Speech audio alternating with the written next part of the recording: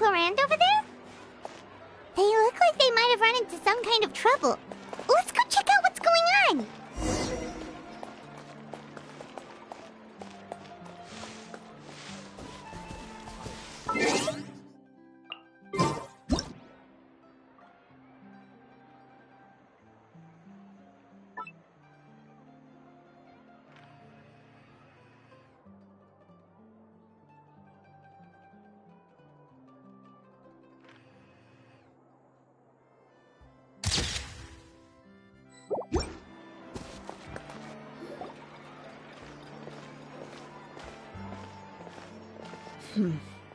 Still no dice? Not at all. And I've asked pretty much everyone in the court of Fontaine already. Lynette's ears drooped as soon as she heard that we'd have to be out and about for days on end. And Fremine, he hid himself under his helmet as soon as he realized there'd be people around that he didn't know. What about Chiori and Charlotte? I feel like both of them would be more than up to it. I've asked them already, but they're both pretty busy right now. I just gave the members of the Spina a few days off, too, so I don't want to bother them either. This is getting pretty difficult. Nadia, Clorinde, what's up? Oh my. Well, if it isn't my dear partners. How are you all doing? Huh. Navia? Huh? Oh, you mean... Yep, this is our chance.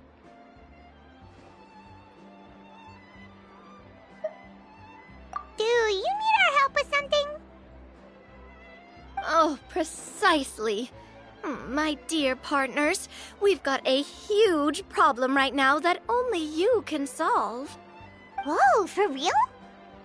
Absolutely. We've already exhausted all our other options.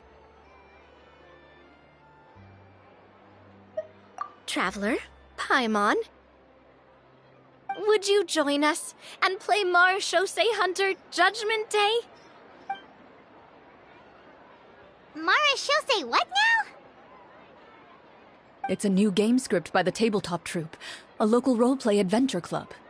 Ever heard of the Tabletop Troupe? They put out games that allow you to participate in a story and roleplay characters with your friends. Oh, I've loved their stuff ever since I was a kid. That sounds super interesting. Clorinde and I are both veteran members of the club. Recently, someone came up with a new script and was looking for people to help playtest it for them. And when they asked, of course I couldn't refuse. I mean, come on! A brand new script? Nobody has ever played it before. Generally speaking, scripts at that level of development have a lot of issues. But I think this one is pretty solid. The author obviously put a lot of work into the story, and the world building is also quite credible. Whoa. I know I was the one that handed you the script, but some of us haven't read it yet. No spoilers, please. Anyway, the script calls for a team of 4. Ah, yes. We're missing one final player right now. So, you're saying you'll help us out? I knew I could count on you, partner. Paimon and the Traveler are kind of a package deal. Is that okay? That's not a problem. I'll adjust the pace based on the actual number of players, and ensure that everyone has a good time. Well, Traveler, what do you think? Wanna play? Paimon will follow your lead. Well, that solves our problem. You have our thanks. Woohoo! I'll go grab the script manager from the club right away. The script manager? Didn't you just say that you gave Clorinde the script? The club introduced a completely new kind of gameplay for the script. In this iteration, the Game Master's version of the script is incomplete. The script manager provides the next part of the script only after players have completed the current list of objectives. On top of that, in order to increase player immersion, the club has created some of the story's sets and scenes in real life. We'll only know where we should go once the script manager reveals the starting location. Wow, you're right. Whoever wrote this script really did put in a lot of work. And it's got a real healthy amount of suspense, right? I mean, even the GM doesn't know how the story will end. I look forward to experiencing it with you all. Why don't you go meet up with the others first? They should all be waiting at Chioria Boutique. I'll come over with the script manager as soon as I find them. Sounds good. Remember to always watch where you're going, and don't rush. You say that like I'm 6 years old or something. Let me think.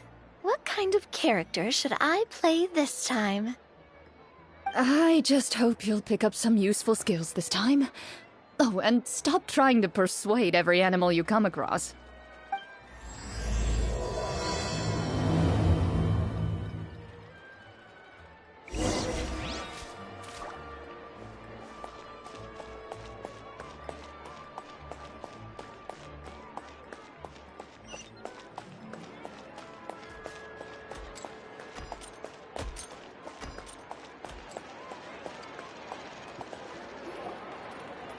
Oh, sorry to keep you waiting. You're back! Huh?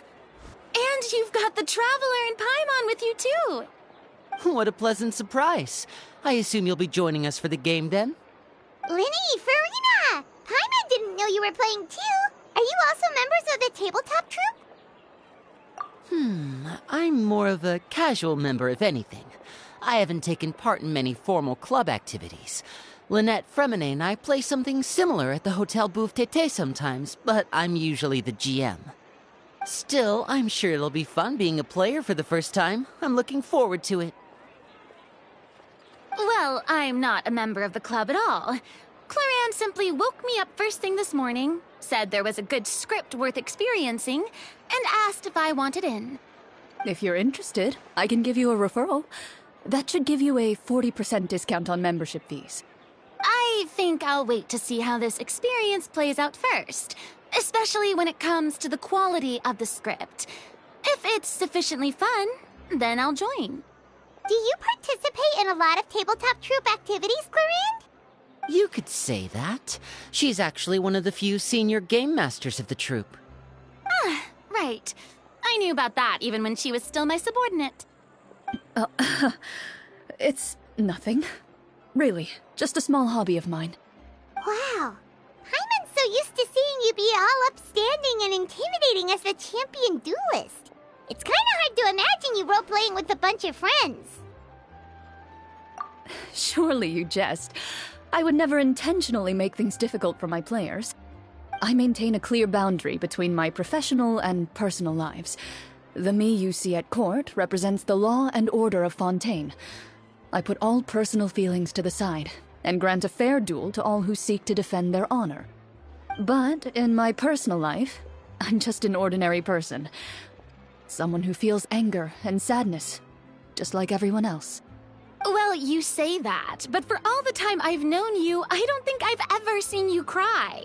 I've seen you get angry, sure, but now I'm wondering whether you were actually mad or if it just looked that way from the outside. I was probably in work mode during those times. Is that so? Well, in any case, I just feel like even in your personal life, you don't get emotional very often. So you want to see me cry? That might be a little difficult. A show of anger, though, that might be something I could accomplish. No, that's not what I meant.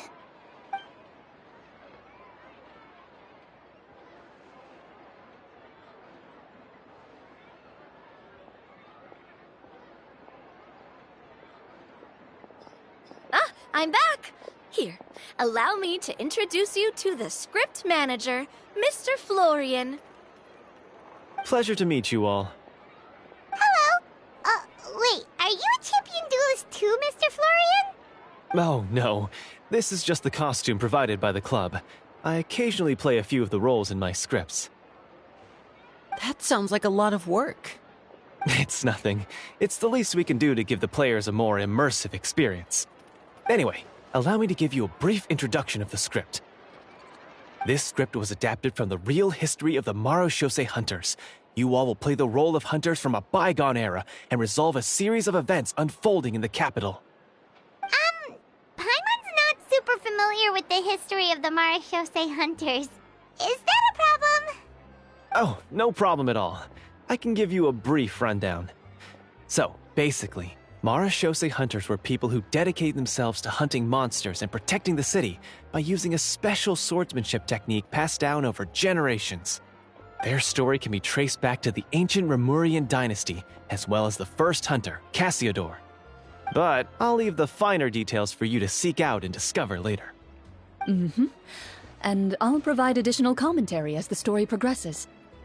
In that case, brave hunters, are you ready to set out on an unknown adventure?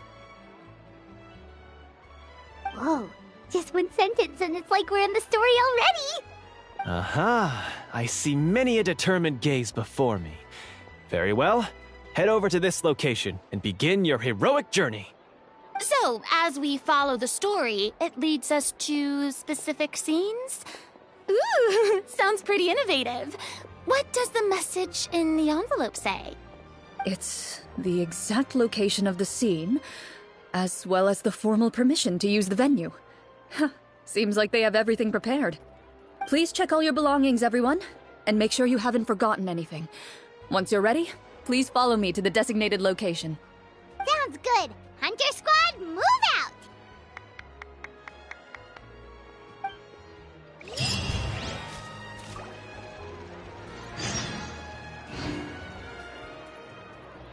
Welcome to Chiaria Boutique. For tailoring services, please make a reservation in advance.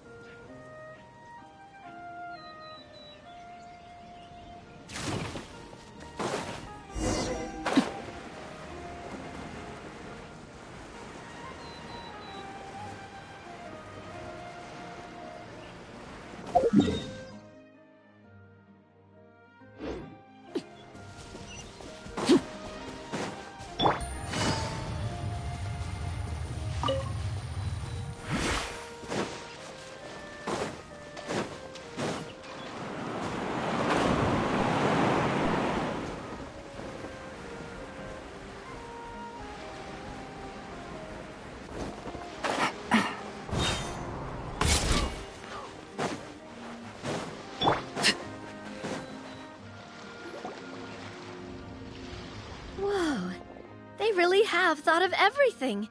Even the phaetometer is here and ready to go for us. The phaetometer? What's that? It's a card that's used to determine action success or failure. We'll need to use it when we try to use certain skills. And what about all the dessert and tea? Is that for us as well? That's what the message said. Really? That's so nice. It feels just like a tea party with friends. Those snacks have Paimon's name written all over them. I think you might be more of a snack hunter than a Marashose hunter, Paimon. Snack Hunter Paimon reported for duty. If there are delicious snacks to be found, Paimon will track down every last one. The desserts are great. But I'm still looking forward to the story more than anything. Very fair. Then, let us begin. First, please pick up the blank character cards in front of you, and write down your name and profession. You can find an abbreviated version of the rules printed on the back of your character card. If you have any questions, feel free to ask me. In this story, everyone is a Marashose hunter. To reflect this, the club has prepared a small badge for everyone. Ooh, nice! As hunters, you have proficiency in swordsmanship and fighting by default, so there's no need to allocate any additional skill points to those areas. Swordsmanship? So there's a fighting part to all of this? Paimon's not sure she can do all that on her own. Maybe Paimon can just stick with you? Why don't you share a character card then? The Traveler will be the Marashose hunter, and you can be his little floating assistant. Kinda like in real life. So, for the name, Do I fill it out with the name of my character? Yep. It can be any name you like. You can use your real name too if you want. I do that whenever I get too lazy to think of a new name. Oh, so it would be like experiencing a different life, but still as yourself. That's not a bad idea. In that case, I think I'll continue to use the name Linny then. Next up is the skill sheet. You have a limited amount of skill points that you can use to learn a number of skills. The more points you invest in a particular skill, the easier it will be to pass associated checks. I'll take persuasion and investigation. Those are must-haves when it comes to missions like these. Oh, those skills sound like they'd be useful for gathering intelligence. Good idea, Navia. Just as expected of a veteran player. So should we also take those skills then? Not necessarily. Since we're working together as a team, we could leave the negotiations to Navia and use our skill points to pick up other useful skills. For example, I think I'll take stealth and sleight of hand. That will give us more options if we run into any situations we can't negotiate our way out of. Oh, interesting. I wasn't thinking about it like that. I suppose it's not so different from an acting troupe. Everyone has their own role to play. Let me see. I'll take arts and performance. I'm not quite sure what use they'll be, but I'm not as knowledgeable about the other skills, and I am not too confident I'd be able to roleplay them well. Well, that leaves us. What do you want to learn, Traveler? Ha! Gotta say, this suits you really well. Nothing boosts morale like good food. Oh, something that'll help you get a read on other people's thoughts. Sounds useful. So what do you think? Are you sure you want to learn these two skills?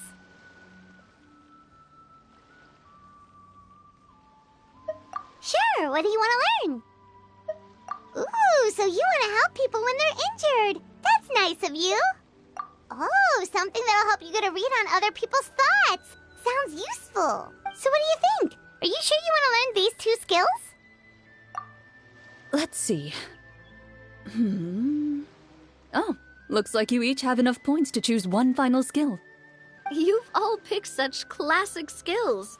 It's fine to go a little bit out of the box, you know. Why do I get the feeling she's getting ready to cause trouble? For example, this one here. Summon. Doesn't it sound super mysterious and cool? Oh, I saw that one just now as well. The description says, this skill can be used under certain circumstances to summon characters or creatures that fit the script's world-building rules. The script's world-building rules, huh? But how are we supposed to know what a Marashose hunter can summon? Oh, that's not for us to worry about, my friend. Just learn the skills that interest you, and the GM will take care of the rest. All right, you've convinced Paimon. Let's learn summon, then. Paimon can't wait to see what kind of thing shows up. Well, now that everyone's more or less finished creating their characters, we can begin. Since two of our players are doing this for the first time, though, let me ask. Would you like to play on easy mode or authentic mode? What's the difference between the two? Well, in role-playing games, the story sometimes changes based on the decisions of the players and the results of the Fatometer. For example, if you fail a check, that means you cannot use the target skill in that scenario. A critical failure may even result in further negative consequences. If you choose to play in authentic mode, every time you elect to use a skill, you'll need to use the Fatometer to see whether you succeed or fail, and face any consequences that may follow. If you choose easy mode instead, every check will be successful by default, and you won't have to worry about luck playing a factor.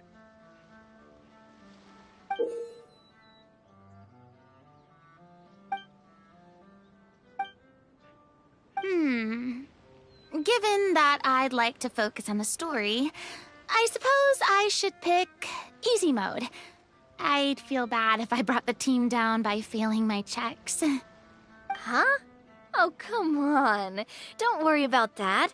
RNG is the lifeblood of role-playing games. I'm going with authentic mode for sure. Never knowing what you might have to overcome. Ugh, doesn't that sound exciting? I'd rather be mentally prepared for what might happen. All right, then I'll mark down Farina for easy mode. All her checks will be successful by default.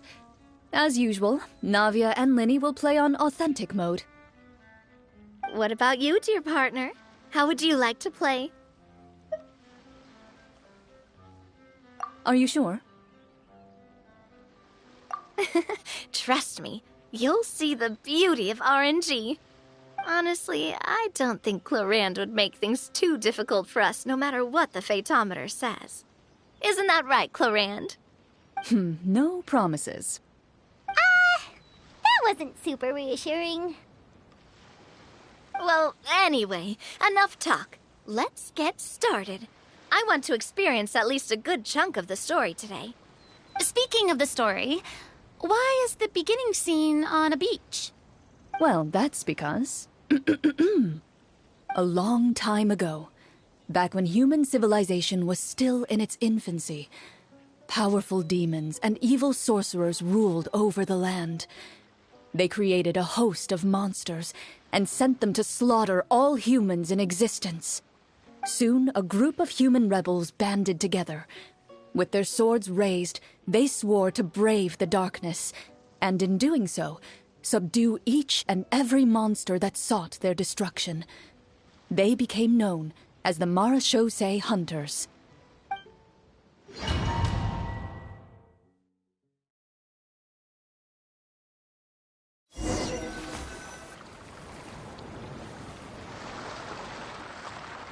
Sometime later, as a member of the Marachose Hunters, you receive a commission. Following the address provided on the message, you take a boat and arrive at this strange city. As you inhale, you can taste the slightly salty air of the docks as you begin to survey your surroundings. There aren't many people in the vicinity, but you do take note of a few others who, like you, seem to be sizing up this place. Your eyes meet, and you realize these people are fellow Marachose hunters, likely led to this location after receiving the same commission as you. You're all Marachose hunters too, right? Allow me to introduce myself. The name's Navia, monster hunter by trade and helpful neighborhood businesswoman on the side. What say you to traveling together? We can help each other out on the road. Okay, count me in. My name is Linny. I've been wandering since I was little and picked up a few less than legal tricks along the way. I was adopted by a Marachose hunter and later chose to follow in his footsteps. Is this where you introduce your character to everyone? It sounds like they've done this dozens of times. My name is Farina, and, I grew up in a noble family. I always had a strong interest in performance and the arts. Even though I'm a Marachose hunter, what I really want is to be a performing artiste. Hey, that's really cool. You can do it, Farina. That's exactly how it's done. Paimon is Paimon, a good friend and companion to this Marachose hunter right here. I've been studying medicine ever since I was a child. I want to do my part to eradicate these monsters and use what I've learned to heal others. Oh, welcome, welcome. When we face the monsters, I'll make sure to charge in front to give everyone some cover. You can take care of the healing at the back. You open your envelopes at the same time. The message reads, "To the honorable and trustworthy Marachose hunters, our kingdom is currently facing a grave crisis. The lands outside the capital have been overtaken by monsters, and our people are being led astray by forces of wickedness. We beseech you, please help us resolve this crisis and return peace and stability to our home." Huh. The layout of this city looks super familiar. It kind of reminds Paimon of Mondstadt! The scriptwriter must have used a real-world city as a reference when coming up with the map. As experienced hunters, the layout of the city reminds you of places once traveled. You recall the sight of tree-lined streets and the gentle tranquility of days gone by. Yet, as you regard the city in front of you, it appears to be little more than an empty shell. Its hollow gates are open to you, beckoning you to come forth and bring salvation back to the town. I carefully read every line of the letter and turn my attention to the signatures at the bottom. Who issued this commission to us? You see a long string of unfamiliar names. It would seem that many of the residents of the city issued this commission together. They sensed that things were not right within the kingdom and sent a distress signal to the outside world. In that case, why don't we take a walk around the city and see if we can learn anything from the local residents? Oh, good idea. We might be able to get some leads on the monsters and bad guys we're after. You look up and see a tavern nearby. It appears to be open for the day. Why don't we go check out that tavern? If the novels I've read are anything to go by, taverns are usually full of information.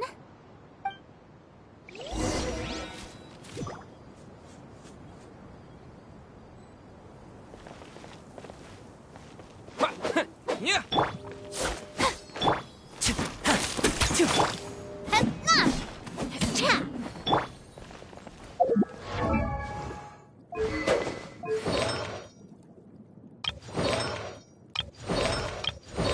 As you approach the tavern, you find a plainly dressed woman standing nearby.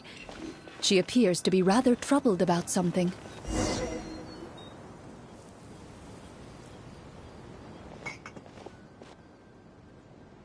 Greetings, friend. Lovely weather we're having today, don't you think? Oh, hello. I suppose you're right. The weather today is quite lovely. If only those monsters out there would stop causing trouble. It seems like every character included in the script has a certain amount of useful information to offer. If we keep asking questions, we might be able to get some good leads.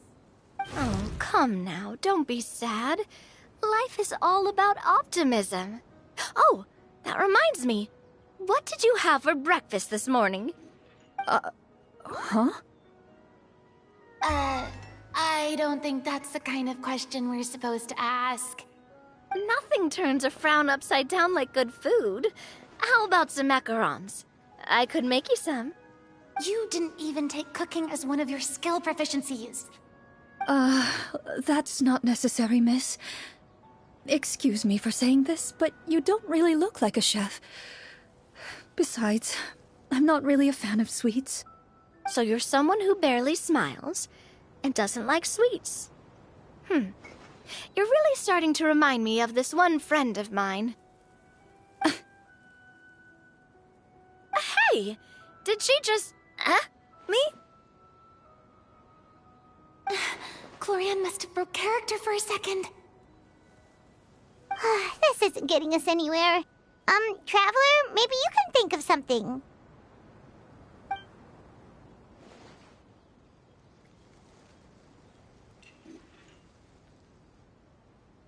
The results of insight checks aren't disclosed to the players, so I'll be the one consulting the fatometer.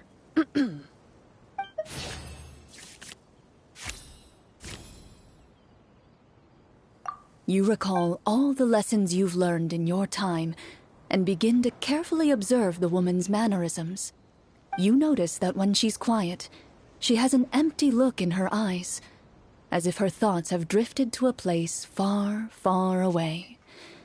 And when she speaks, she often subconsciously reaches out to touch the ring on her left hand. So you noticed. That's a little embarrassing. A horde of monsters suddenly appeared near the capital recently, so all the guards were dispatched to fight them.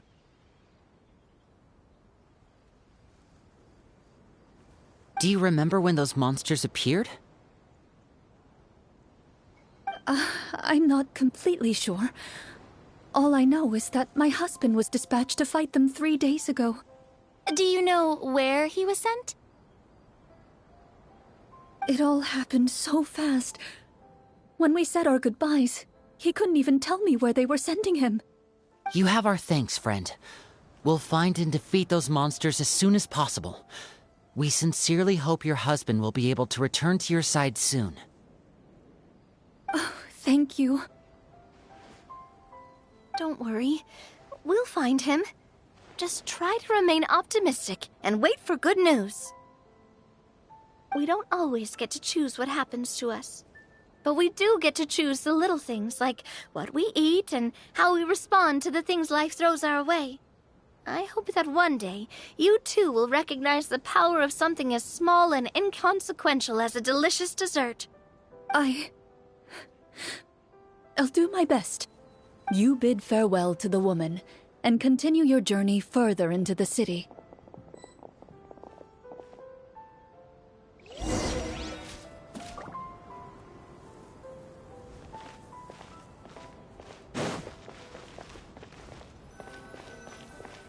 As you venture further into the city, the streets appear largely empty.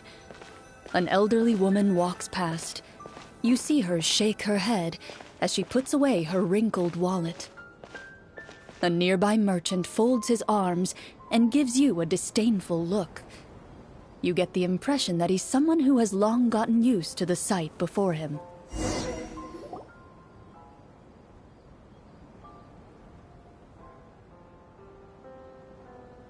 Although he doesn't seem very friendly, merchants are usually a good source of information, right? Pardon me, sir. I'd like to ask a question if I may. That depends. How much are you willing to pay? How about this much? What do you take me for? Some lowly beggar? You can't even buy half an onion with that amount. Surely an onion can't be that expensive, right? What do you know? War's nearly upon us. Everything costs several times what it did before. If you're not gonna buy anything, then scram. Whoa, what a nasty guy. Maybe we shouldn't even bother talking to him. But he still might have information we need. Traveler, can you think of something? Okay, while everyone is talking, I secretly use my magic props to summon a bottle of wine without the merchant noticing.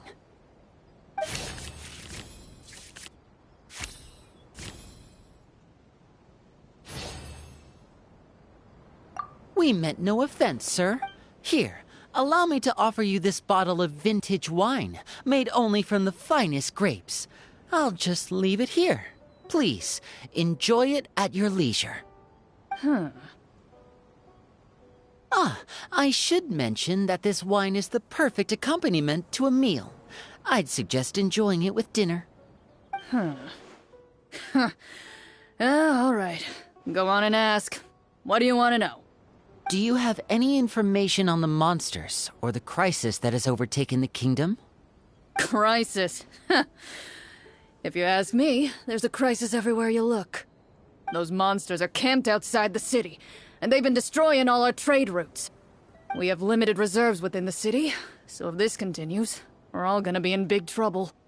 Wait, you're saying no one has put a plan in place to distribute supplies or maintain order?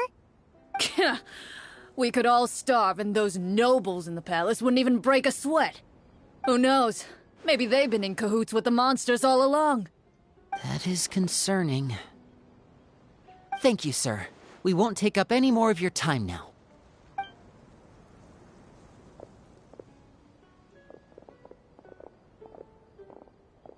Hey, why did you leave in such a hurry? Well, you see, that bottle of wine was just a cardboard prop.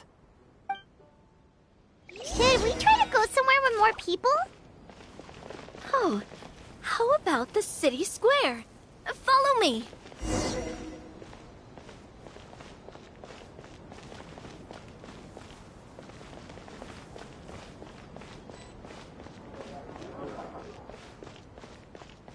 Before you lies the city's central square.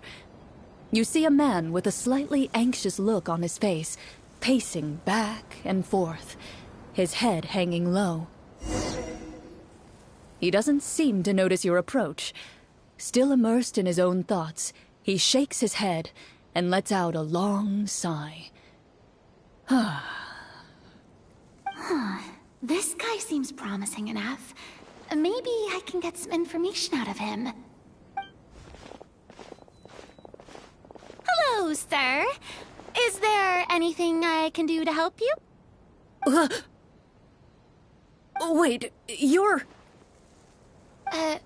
I'm... Oh, dear goodness! You're a Marashose hunter! You recognize us? Ah, are you one of the people who wrote the commission letter? Yes, yes! Oh, I didn't expect you to actually come. Oh, what great news! The city is saved! What happened here? Alas, we once lived comfortable, carefree lives. This city used to be free of monsters. The first Marashose hunter, Casiodor, the Golden Hunter, he was the one who drove them back. However, monsters have once again surrounded the city. Perhaps the seal that kept them at bay has lost its power. Or perhaps an evil sorcerer has been meddling in our affairs. All I know for sure is that their return has stripped the city of any chance at peace. Are there not enough soldiers to drive them out? It's not a question of numbers. The guards simply have no idea how to deal with them. Most people my age have never even seen one of the monsters, much less been trained to fight against them. What's worse, many of us don't even know the history of the Marashose hunters anymore. When I was a child, though, my grandfather would tell me stories about how the Marashose hunters drove back the monsters. So, on the off chance that something might come of it, I decided to reach out to you. To be perfectly honest, I was starting to think all those stories were just tall tales. But now that I've seen you in person, I finally know that it was true! Well, you can rest easy, friend. The righteous and formidable Marashose hunters are on the case. The man is touched by your determination and resolve. His eyes begin to well with tears of relief. Still, if we are going to hunt the monsters, we need to know where to find them. Can you give us any leads? All I know is that the area outside the city is dangerous. I'm afraid I can't point you toward a specific location.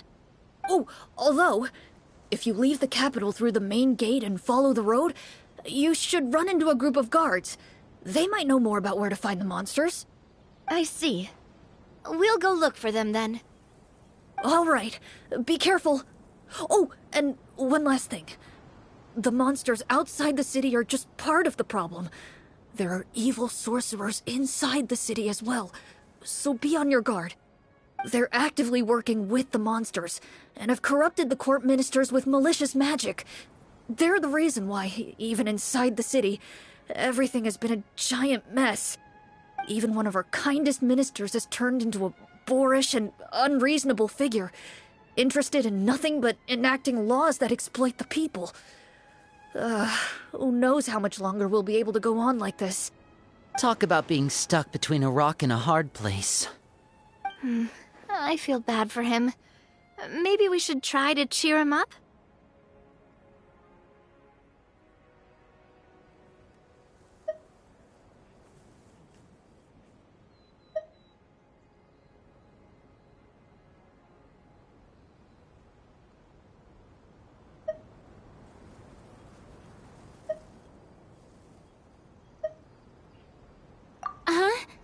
Like, now? Is this really the right time? I appreciate your kindness, but for now, it's more important to focus on the crisis at hand. Brave hunters, I leave the future of this kingdom to you.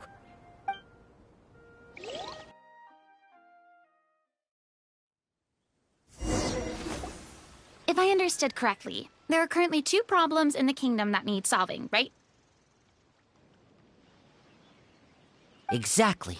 We need to defeat the monsters outside the city and take down the evil sorcerer stirring up trouble from within. But which problem should we tackle first? Well, this seems like a good moment for a break. Take some time and discuss what you want to do. Let me know when you've made your decision. I really didn't expect the people in the city to keep us at arm's length like that. I totally thought the hunters would be treated like heroes. Well, Clorinde said the script took cues from the real history of Fontaine, right? Maybe the real-life Marachose hunters were also treated like that. I wouldn't say it's a perfect representation of history, but there are definitely some similarities. Would you like to hear more about it? Sure. As long as it doesn't spoil anything in the script. You've brought up bits and pieces of the hunter's history before, but it was all in passing. Paimon wants to know too! The hunters were super powerful, right? Were they all from a special line of supernatural beings or something? Kinda like the yokai in Inazuma? No. All Marachose hunters were ordinary mortal fighters. The only thing that set them apart were the special sword techniques passed down over the centuries. Huh? So you mean anyone could become a Marachose hunter? In theory, yes. All you would need to do is survive the rigorous training and master the swordsmanship techniques required to fight the monsters.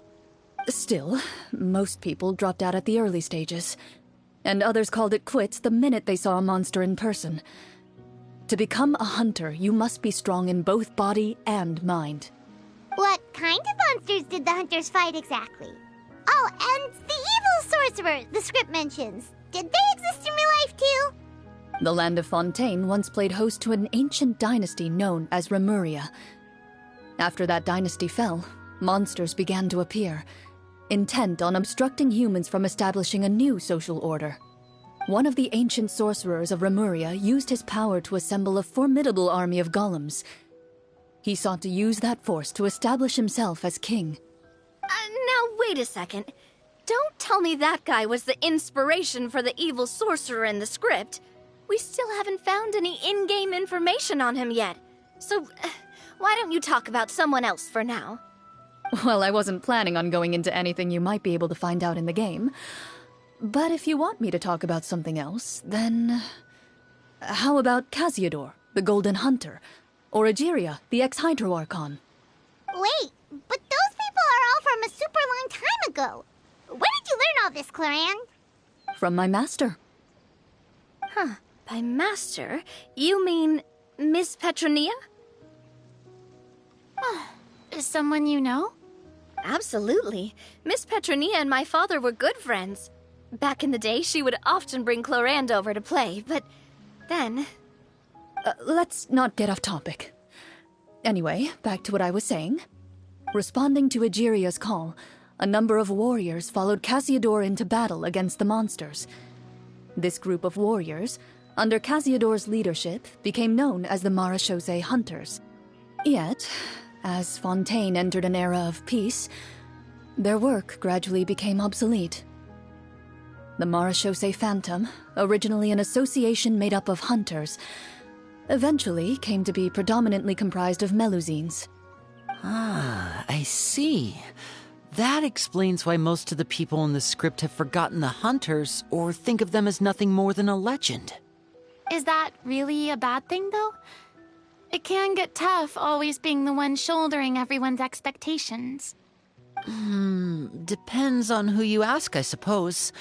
If the name of the organization no longer commands respect, investigative work is bound to suffer. Speaking of investigations, which problem should we tackle first? Monsters or evil sorcerer? I vote monsters. That's the main duty of the hunters, right? We can come back to the sorcerer later. Well said, Miss Farina. Plus, if the sorcerers really are the masterminds behind this whole thing, defeating the monsters could give us some clues on their intentions as well. What about you, partner? What do you think?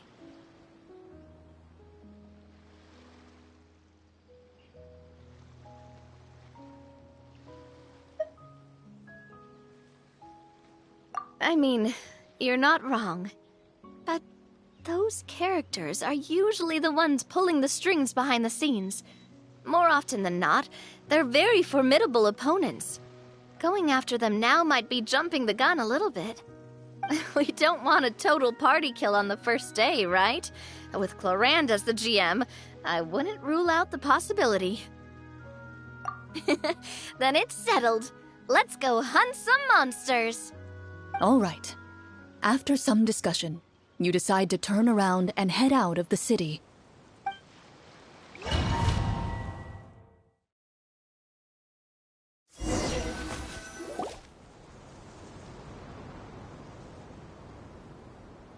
Let's take a look around, like that guy said. You there! Outsiders, halt! Who's there? An armored man approaches you. He has a tall, muscular build and a determined expression in his eyes. Just one look, and you can tell he's fought in his fair share of battles. Although he's trying his best to conceal his current state, his uneven gait and the sweat dripping down his forehead make it obvious that he's been wounded and is in serious pain. I'm the captain of the guard. I saw you sneaking around the city earlier, so I'll only ask this once. State your purpose, or it's off to the dungeons for the lot of you. Wow, it's been a while since someone's been this suspicious of us. I said talk, not whisper between yourselves. Have you ever heard of the Marchese Hunters? Marachose hunters? Ha! That fairy tale, you mean? What, you expect me to believe you're one of them?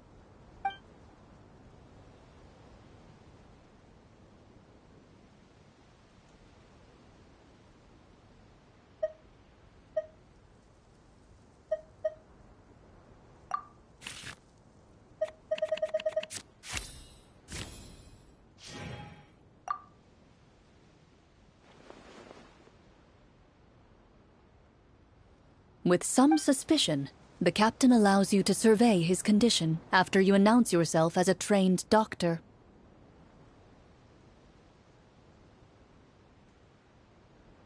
Unfortunately, you're unable to adequately assess the source of his injury, much less come up with a way to relieve his pain.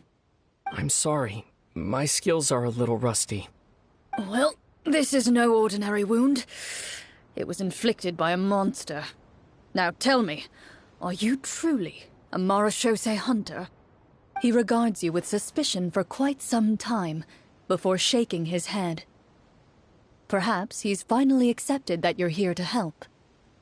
Sir, we were indeed in the city earlier, but our purpose was only to gather information on the monsters.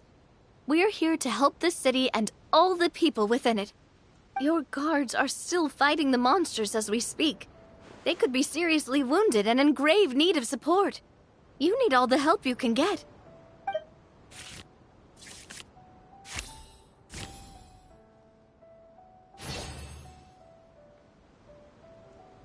The man regards you with doubt and concern. After a period of inner struggle, he lets out a long sigh and informs you of the locations where the monsters have appeared. Some of our new recruits have never even dealt with a petty thief, and now they're out there fighting monsters. If it weren't for this cursed leg. Oh, please, sir. Don't get too worked up. You need to focus on your recovery. Just leave the monsters to us. We're Marachose hunters, after all. Hearing you say that, a glimmer of hope flashes in his eyes. But it disappears almost as quickly as it came. Those monsters aren't easy to deal with. But if you insist on going, I won't stop you either. I just hope all the guards will be able to come back to their families alive. I wish you the best of luck.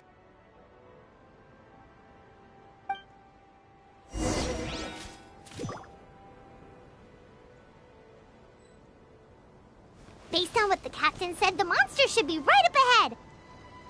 Let's go. Hopefully we're not too late.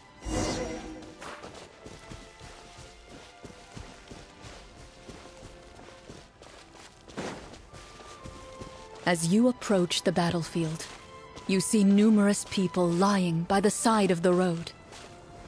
They appear to be dressed like guards. Their faces are filled with desperation and terror. Some are screaming and cursing in vain, as if still trying to banish the monstrosities they saw from their minds.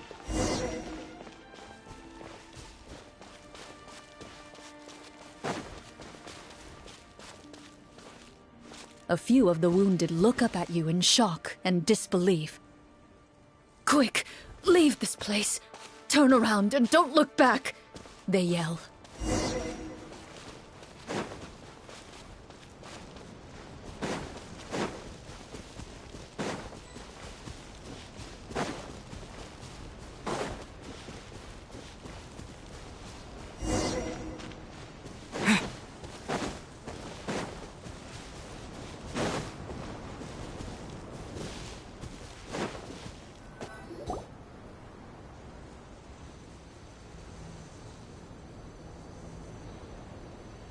This is the place he mentioned, right? You see broken iron swords scattered all around you, and downed trees riddled with terrifying claw marks. All the signs point to one thing. A truly devastating battle just took place here. Be on your guard, everyone. The monsters might still be around. Before you can finish your sentence, you hear rustling sounds from the surrounding bushes. The monsters have emerged. They close in on you without fear. You get the impression that, in their bloodthirsty eyes, you're just another meal for them to devour. A little help here! This thing wants to eat Paimon! Your battle round begins now.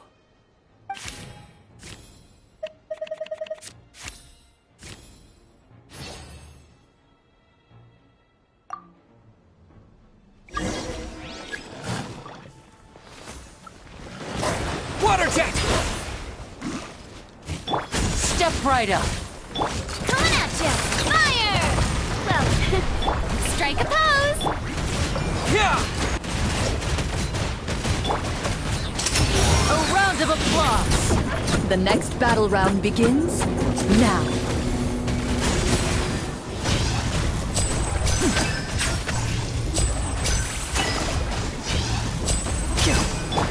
Coming at ya! Where'd that come from? Shower me with praise! The monsters let out a terrifying roar of anger and resentment before dissipating into thin air. Ugh, thank goodness it's over. We're lucky the Marashose Hunter class came with all those preset skill points. Otherwise, we would have been in some real trouble. I never knew the Fatometer even determines the amount of damage you inflict. If you get unlucky, isn't it just game over right then and there? That's part of the fun. The uncertainty of fate is what gives these games their appeal. Just as you begin to celebrate your victory, a suspicious lump on the ground catches your attention. A suspicious lump? Wait, could it be the thing that appears after every battle? I walk up to it, crouch down, and begin to carefully examine it. I've still got my right glove on, so it should be fine for me to touch it, right? As you investigate the mound, you discover that the exposed portion appears to be made of wood. It was previously obscured by the large form of the monsters. With the monsters gone, the small protrusion now awaits your discovery, poking out of the ground like a shy flower bud. Whoa, it's a treasure chest!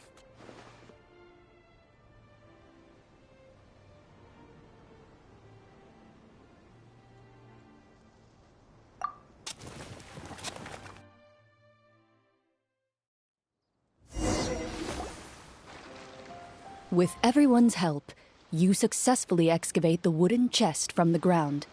Even without opening it, you can tell from the mora and jewels scattered around the chest that it must contain quite the fortune.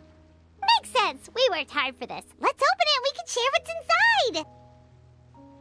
inside. I can understand your excitement, Paimon, but think about it.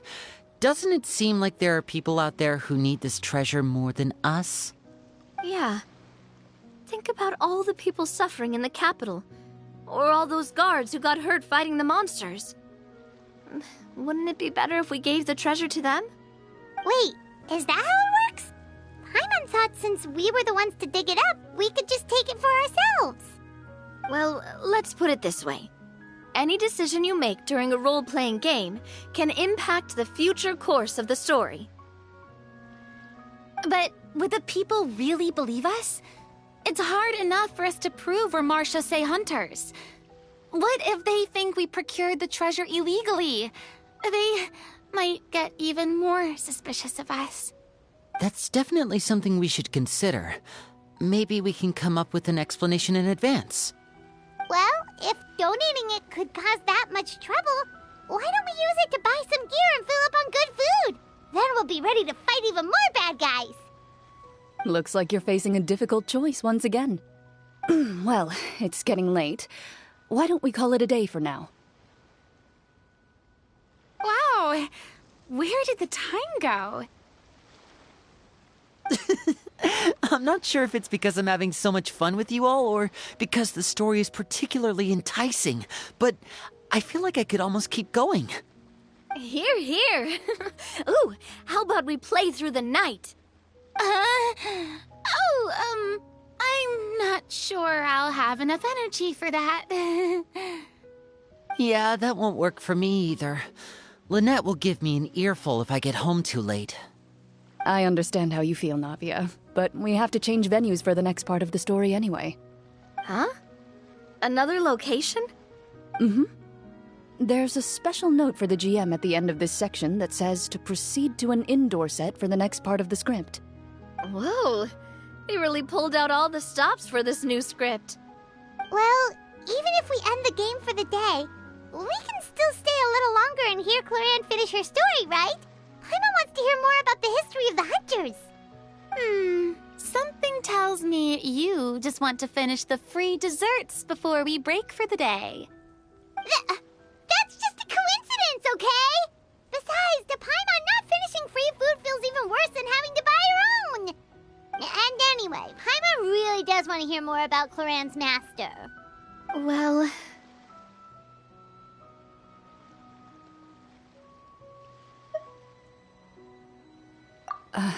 It's nothing. I appreciate the concern, but it's all in the past. It won't do any harm to share these things now.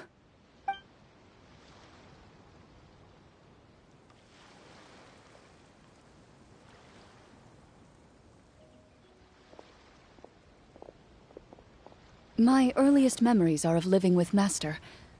According to her, she saved me from certain people of ill repute. My birth parents had left me behind some time before that. What a heavy beginning for a life story. Master was a fascinating individual, if inexperienced in the ways of raising children. My first ever toy was a short sword. Although I suppose it wasn't so much a toy as something Master removed from her waist and handed to a noisy child in need of distraction. Oh, wait, so she handed an actual sword to a child? Isn't that dangerous? Did you hurt yourself? Of course I did. I cut my palm and bled quite a lot. But Master was not concerned. She just stood there and casually lectured me about it. See, that's what you get for not holding the sword properly, she told me. She then crouched down next to me and said, "Give me your hand. I'll teach you to bandage this wound. After that, it's time to learn how to truly hold a blade." Excuse me for asking this, Clorinde, but how old were you exactly when all this happened? Probably around, 3, give or take. 3? Isn't that when most kids are still struggling to hold a fork? As I said, Master was rather inexperienced in the ways of raising children. She believed trial and error was the best way to teach a child what they're capable of. I'm not so sure this is a question of experience. I didn't see anything wrong with her ways at the time. And anyway, children don't get to choose how they're raised. Oh, she did bring me back a pet from Liyue once. It was a Geovishap hatchling. A Geovishap hatchling? For a pet? That seems even more dangerous! What she said was this. Make sure to get along, you two. If you really can't agree on something, just settle it with a fight. Whoever loses is the real pet.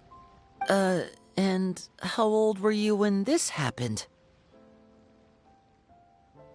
5. Well, did you win? No, I lost. So, you're saying you actually became the Geovishop's pet? Yes, but only for a week. By the end of that week, I defeated it in combat, and we've shared a cordial relationship ever since. That really doesn't sound like the kind of childhood someone should have. Later on, I gradually understood that Master most likely didn't know any other way to raise a child. She was a marechaussee hunter, but I never heard her bring up her own parents.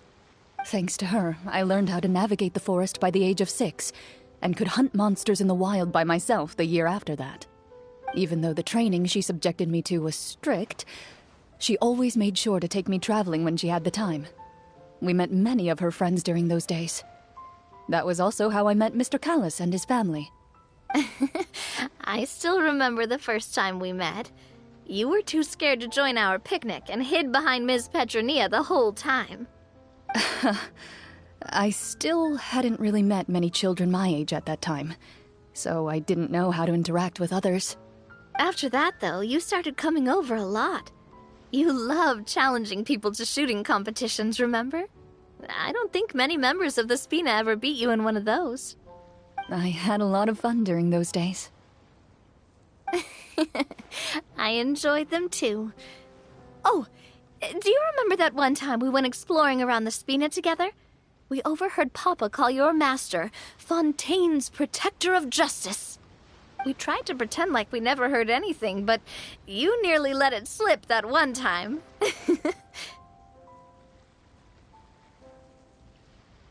Protector of Justice? Oh, wait, you mean that vigilante hero from 20 years ago? The one who is always active at night? Yep, that would be her. She often would put on a black cloak and go out at night. I never knew where she went or what she was doing. Until, like Navia said, we overheard the truth from Mr. Callis that night. 20 years ago, huh? I still remember the guards leaving all kinds of witness reports about her on Nervalette's desk. My apologies. Oh, there's no need to apologize. You had nothing to do with it. And anyway, everything she did was for a good cause. Although, calling herself the Protector of Order was a bit much. Especially when she deliberately operated outside the law. Huh? When did the Protector of Justice become the Protector of Order? Oh, she had a bunch of code names. I heard she would just come up with a name on the spot whenever she was asked. Later on, she probably got sick of answering those questions and decided to stick to just 2.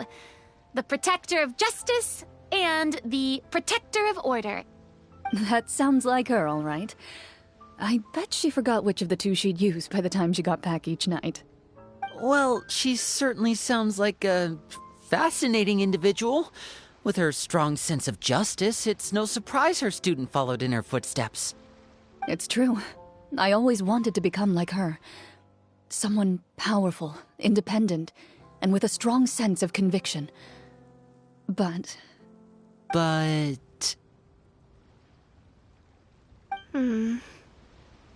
She suddenly disappeared the night I turned 10 years old. Disappeared? What happened? I have no idea. She didn't even leave a note. I was never able to find out where she went. That night, I was celebrating my birthday at Navia's house. But Master never came to pick me up. When I returned home on my own, it was to an empty house. When she still didn't appear after a few days, I went to Mr. Callis's house to ask about her whereabouts. But he only shook his head. Papa probably didn't know either. I know he sent a few people to investigate the matter in secret, but they never found any credible leads. Don't worry, I understand. To be perfectly honest, given Master's personality and way of doing things, It all made a lot of sense. If I had to guess, I'd say she probably used it as an opportunity to force me to become independent. Just like how, when a litter of kittens reaches a certain age, the mother willingly leaves them behind. Were you upset, Clorinde?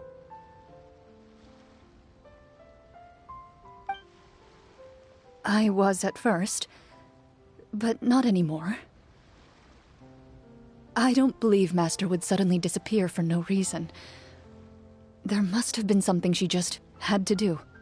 Well, despite everything, you still managed to follow in her footsteps and become the greatest champion duelist in all of Fontaine.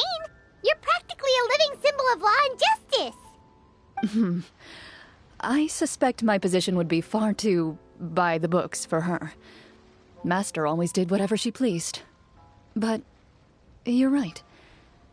I suppose I do take after her in some ways. Who knew Clorinde had such an interesting past? I never had the chance to ask her about it before. I wonder if Clorinde's master were the champion duelist back then, would that duel against Mr. Callus have gone differently? Oh no. Judging by the atmosphere, Clorinde and Navia are probably thinking something similar. The mood just got super awkward all of a sudden. Well, anyway. Would you look at the time? It's getting dark, so we should probably call it a day for real this time. If we keep talking like this, we really will be here all night. I had a great time today, Miss Clorinde. Thank you for being our GM. Anytime. The script was good, but I've got to say, your childhood stories were even better. Hey, you should tell us more about that fight against the Geo-Bishop sometime.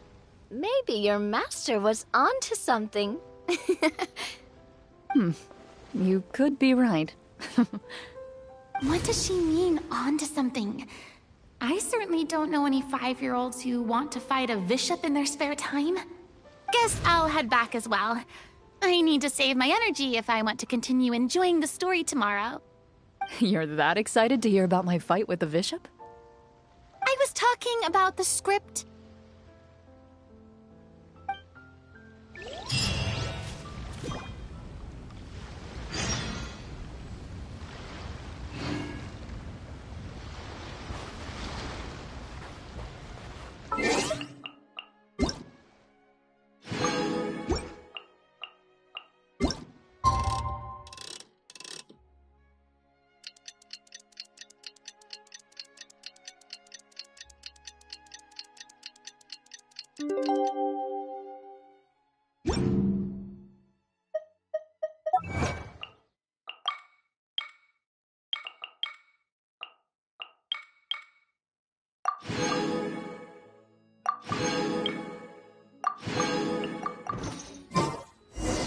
Let's go meet up with the group! Paimon's really looking forward to today's story.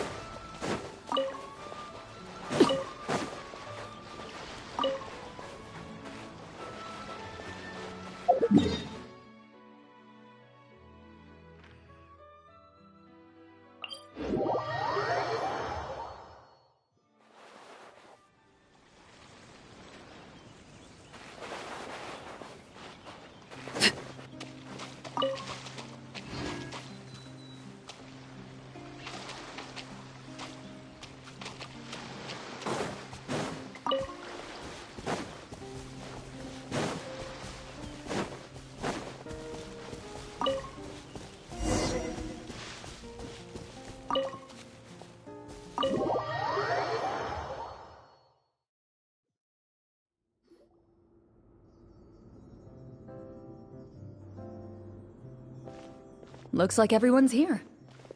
Now, before we begin, why don't we finish where we left off yesterday? There was an important decision to be made, yes? I'll pour everyone a cup of tea.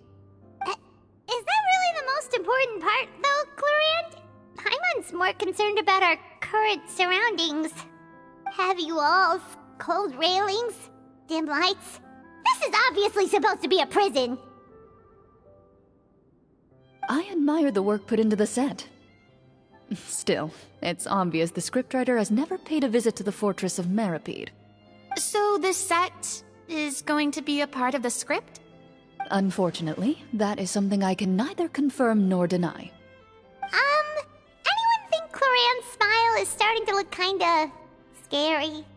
Well, whatever happens, we'll just have to push on. But first, we should really figure out what to do with this treasure. If we're worried about arousing suspicion because of our identity, why don't we give ourselves a different name, just like Clorinde's master did? Yeah, it might be better to keep a low profile. As long as we're helping people, it doesn't matter who we are or what we're called. Staring at me won't get you anywhere. Or did you want some more tea? Oh, Paimon's good. Thanks. Why aren't you saying anything, Navia? Wait, what's that next to you? Oh, this is the short sword Clorinde mentioned last night. I found it. Huh. I'm surprised you managed to track it down after all this time. Well, I made sure to take good care of it, considering the circumstances in which you gave it to me. Of course I had to keep it safe. Anyway, where were we? Oh, right. I was just thinking about all the potential ways for us to break out of prison. We could dig a tunnel, or try to bribe the guards. Wait, we haven't been thrown into prison yet, have we? Well, it's only a matter of time. It pays to be prepared. Just like how you should always have an umbrella on hand, even when it's sunny. Alright, Paimon's made up her mind. Let's just give the treasure away. Paimon may have wanted to keep it, but if it's going to land us in prison somehow, Paimon will be too upset to enjoy her snacks.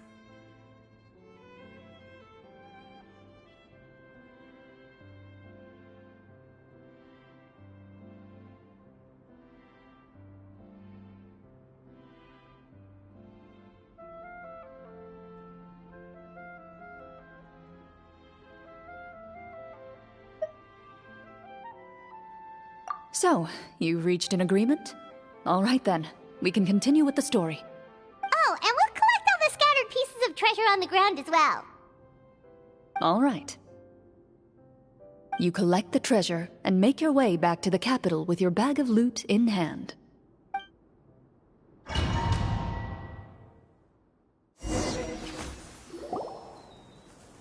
The city is still shrouded in a gloomy, oppressive atmosphere, but your spirits are surprisingly high. In places where sunlight struggles to reach, you generously share your wealth with the children, the elderly, and the poor in urgent need of help. Thank you, kind soul. The elderly woman's look of gratitude follows you as you walk away, her eyes never leaving your back until you move entirely out of sight. However, there's still quite a bit of Mora remaining. It appears you haven't made much progress. She's probably trying to tell us to speed this up. We need to hurry up so we can address the sorcerer problem. Should we go find that man again at the square? He seemed like a pretty responsible guy. I'm sure he knows the people here far better than us. Oh, good idea! Just as you start to make way to the square, intent on finding the man again, there's a voice.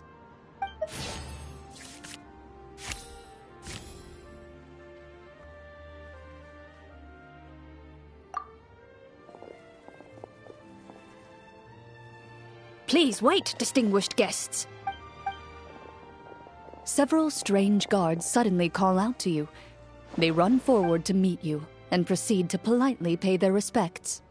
Greetings, gentlemen. Are we being invited for afternoon tea? Surely you jest, my lady. That would not be our place. It is His Excellency the King who requests to meet with you. Please come with us.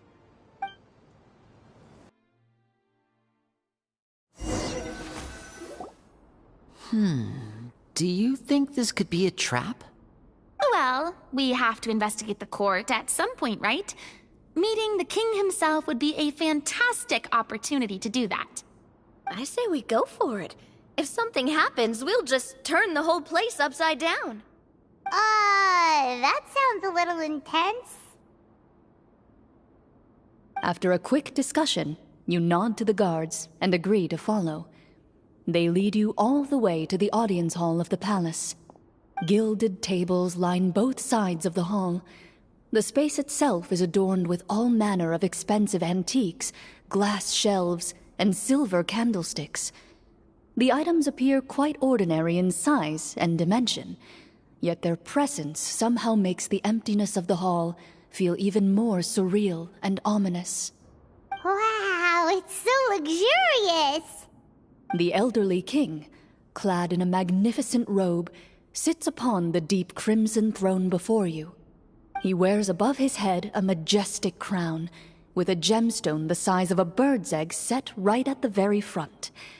As you observe it, you see a complex pattern of light reflect off its surface. They're here, Your Majesty. A man dressed in dark clothes, likely a minister, shields his mouth with his hands and bends down to whisper a few words to the king. After a moment, he lowers his hands and stands back up. His gaze shifts to fixate on your group, but he does not move from his place at the king's side. The king does not appear entirely aware of his surroundings. The man by his side, though, we should keep a close eye on him. The king remains still and says nothing. The minister is the one who speaks. Esteemed guests, allow me to thank you for coming to our faraway kingdom.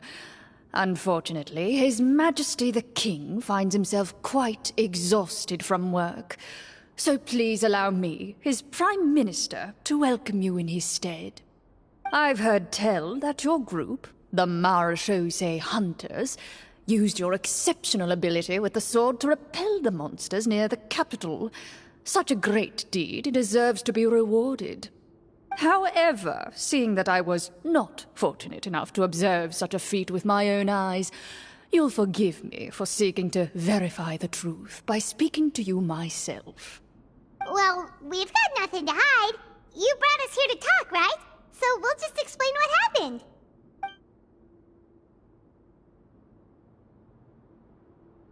The golem's blades were so powerful, they could cut down trees in a single swipe. It took a lot of effort to defeat them, even for trained swordsmen like us. Well, that was enough details, right? Believe us now? Your account does indeed match those of the survivors. Since you were the ones who defeated the monsters, that must mean you are also in possession of the treasure they stole?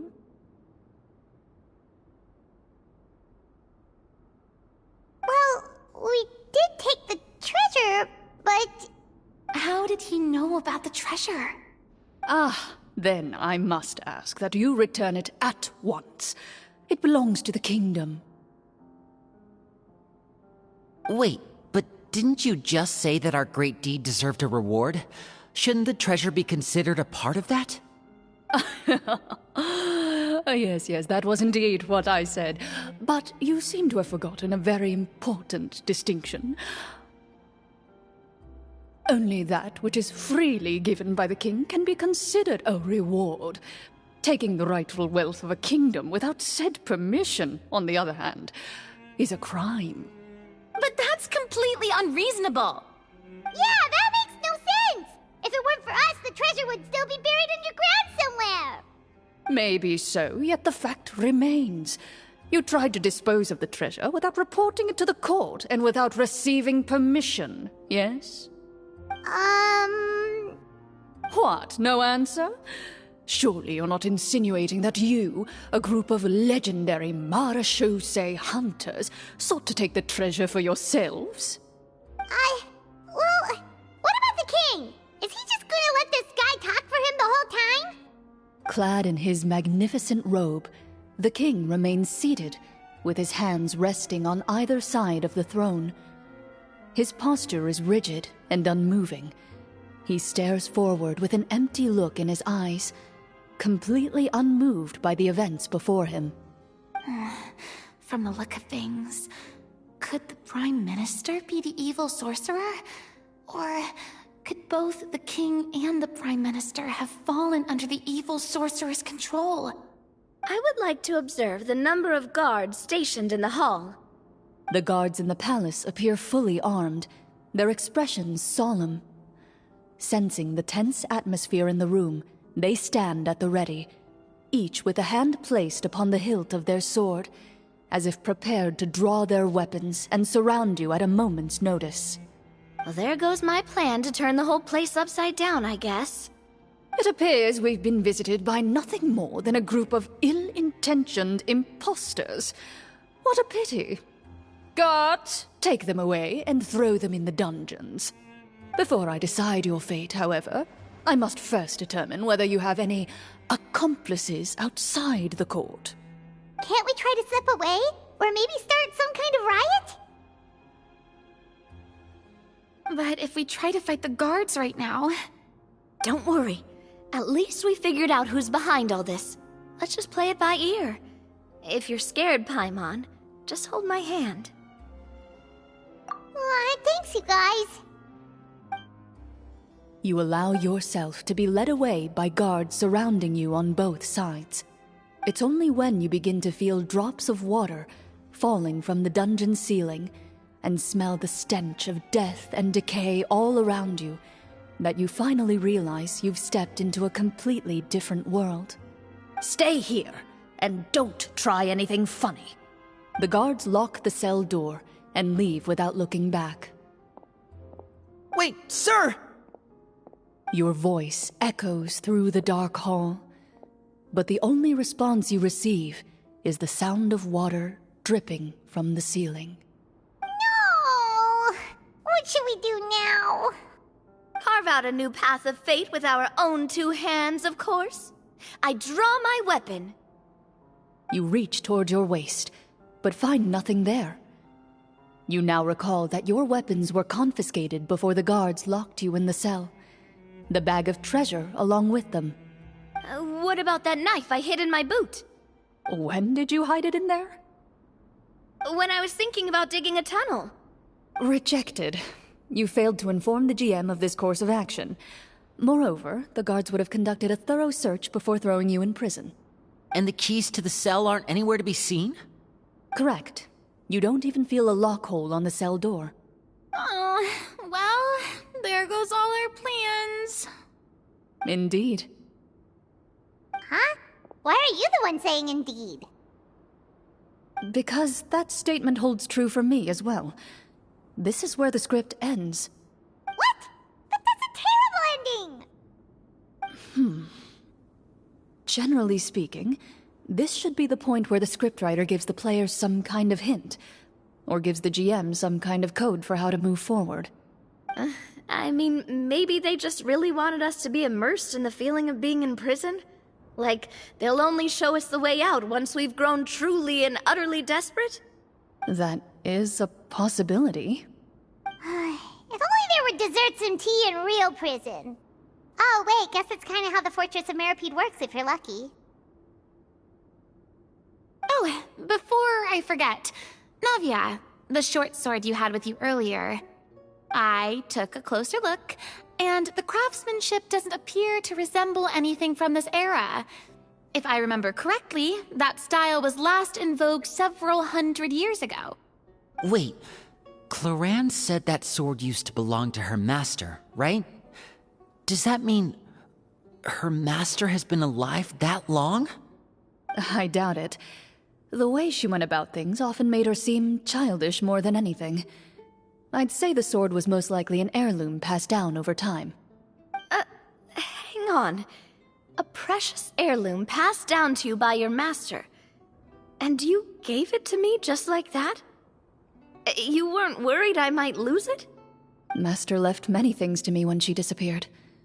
There was the sword, an old key, and a good amount of junk she probably just didn't want to take with her. I gave you the sword back then, because I didn't want our friendship to end. Wait, when did this happen exactly? After the duel between Mr. Callis and myself. Before that, Clorinde would have meals with us and even stay over at the Spina some days. She was on great terms with Papa as well.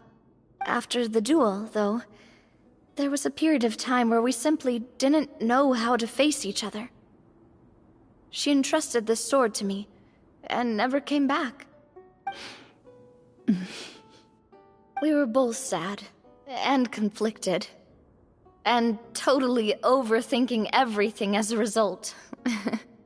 Whenever I looked at this sword, I couldn't help but wonder if Miss Petronia had never introduced us to each other at that picnic.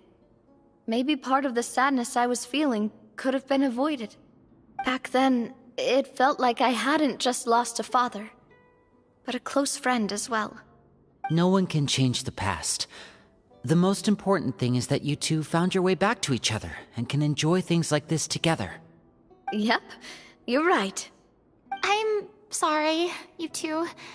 I didn't mean to bring up any sad memories. Think nothing of it. No one here is at fault.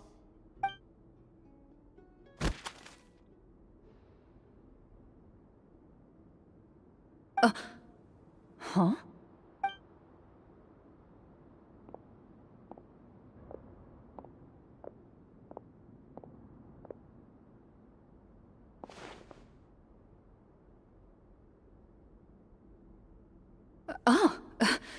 Looks like the next part of our script is here.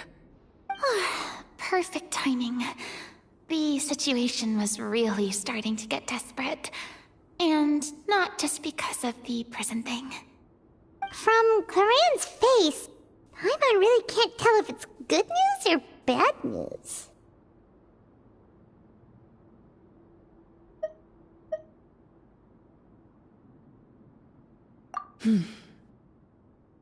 Water continues to drip from the ceiling. In this lightless dungeon, you lack a reliable way to tell how much time has passed. Eventually, you get used to the unpleasant odor of straw, mold, and rust, and find yourselves alternating between fits of drowsiness and despair. Suddenly, you hear footsteps outside the door. Heads up, everyone. Someone's coming. Gather close, everyone, and keep your voice down.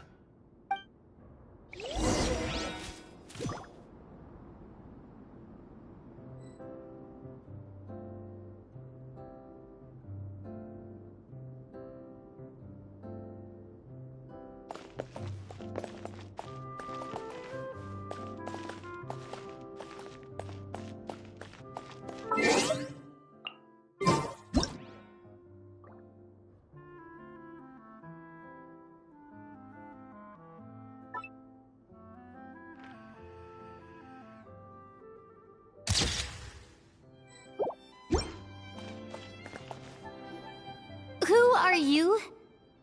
I work as a guard in these dungeons, but my true identity is the same as your own. I'm also a marechaussee hunter. Huh? Shh.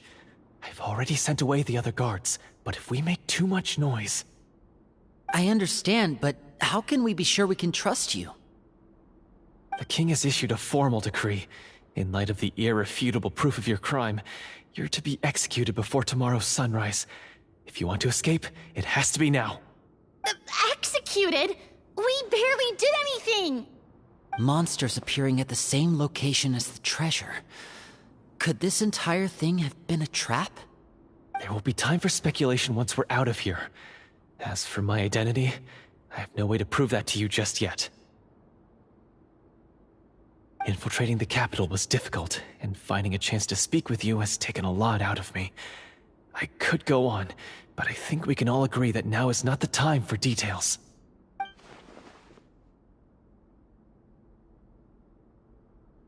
Have you seen our weapons anywhere, sir? Don't worry, I brought them with me. They're just behind the door. Still, these weapons alone won't be enough to defeat the true enemy behind the scenes. His faction is too powerful. The guards are all under his control, and he's even stationed a number of golems in various rooms throughout the palace. To defeat him, you must find a secret vault. It is said that within that vault, the Marachose hunters of the past left behind a treasure with the power to defeat the sorcerer. You're not coming with us? No, I'll remain in the dungeons to deal with the guards. I'll try my best to distract them so they don't go after you. As long as my identity is not revealed, I'll be able to aid you when the final battle comes. In that case, please stay safe. Thank you for your concern. I will do my utmost. As for the location of the vault, here, this map should lead you there.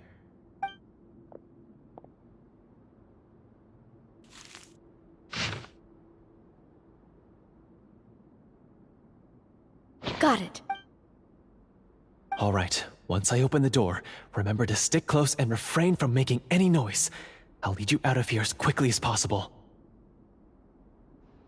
You now have the chance to restore the honor and legacy of the Marachose hunters.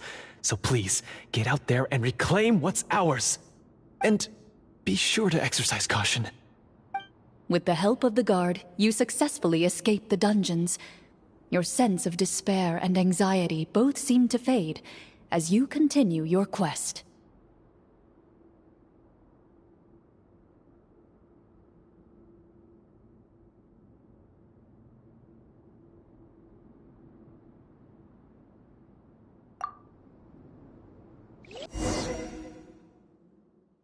Wait, we didn't get to use our skills at all while we were in prison. Who knows when we're gonna get the chance to use that cool summon spell? That is a pity, but we can only continue to move forward.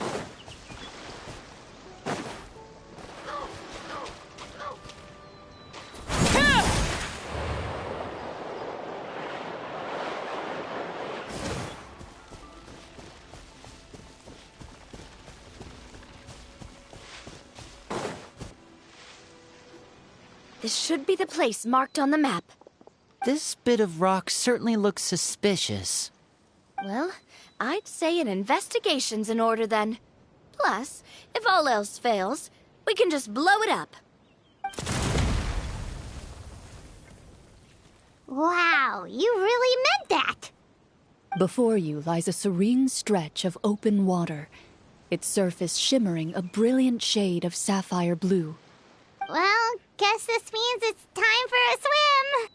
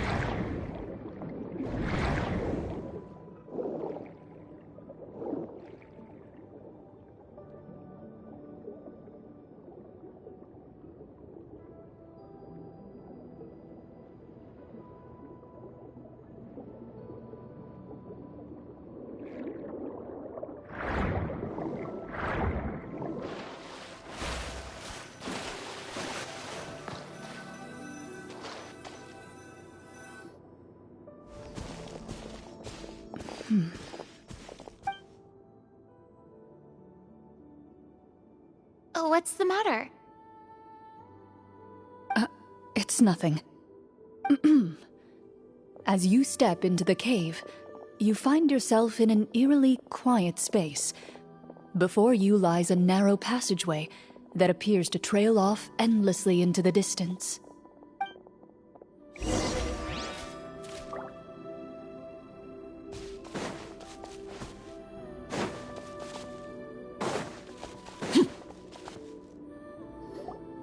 Wow, this must be where the treasure is hidden!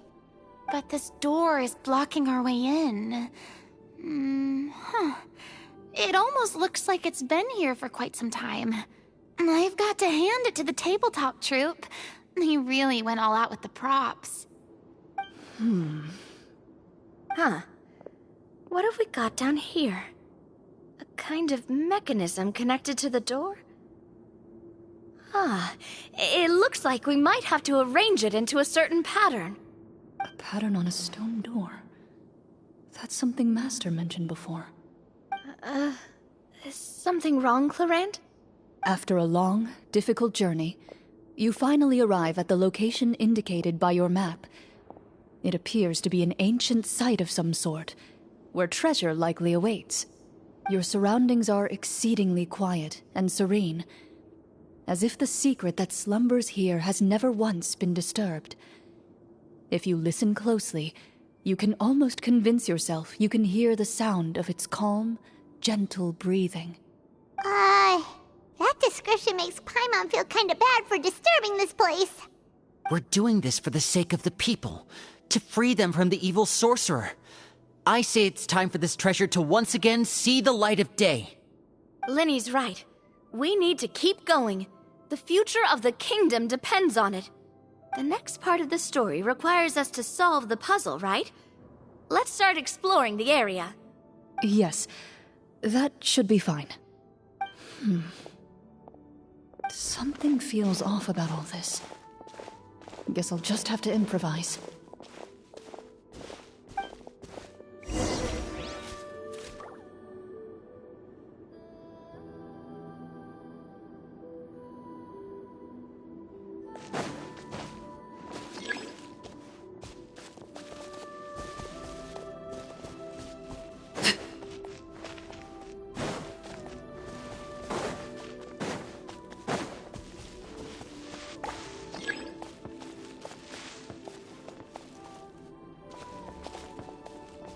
I found something!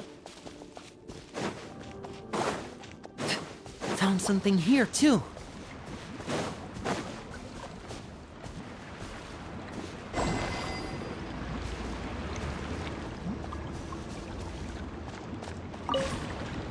Same here.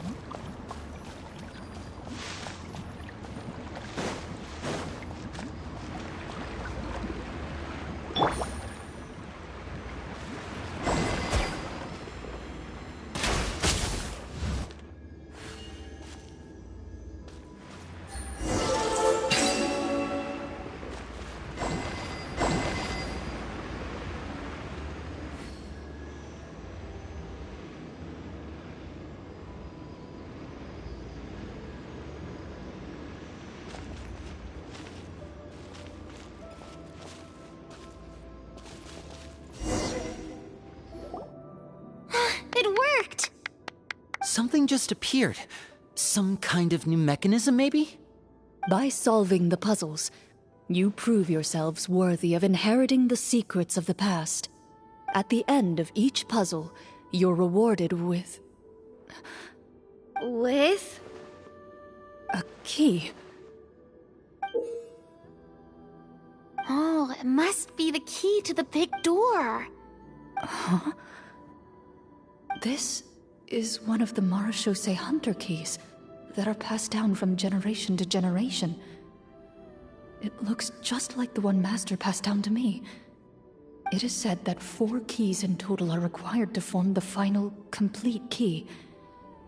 And it seems like we just collected 3 of them. That must mean... Huh? What's wrong? You hear a few strange noises. Suddenly, all the torches in the ruin go out at once. Huh? What's going on? Did we fall into another trap?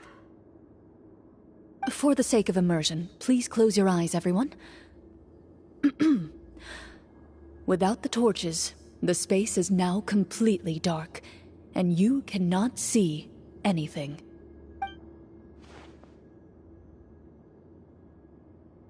But Paimon can still see a little bit over here. Oh, right, sorry. Suddenly, you hear the sound of footsteps pierce through the darkness. There's someone else here? Oh, this is so unsettling. I can't see anything. I've been discovered then? Wait, that voice, it's... You recognize the voice as belonging to the guard who led you to this place. It appears he now covets the treasure for himself, and has come to stake his claim. Oh, so this is just part of the script. Then I can probably relax. Well, if we can't see anything, that means we can't fight to the fullest of our abilities. Should we retreat for now? Judging by the way he's holding his sword, he must be a real Marechaussee hunter. But this isn't part of the script. Retreat? That's not the hunter way. If it's dark for us, then it's dark for him. We choose to fight. Your choice is noted. Please keep your eyes closed until I tell you the torches have been relit. This battle will be in the dark. You got it! Well then, let us begin.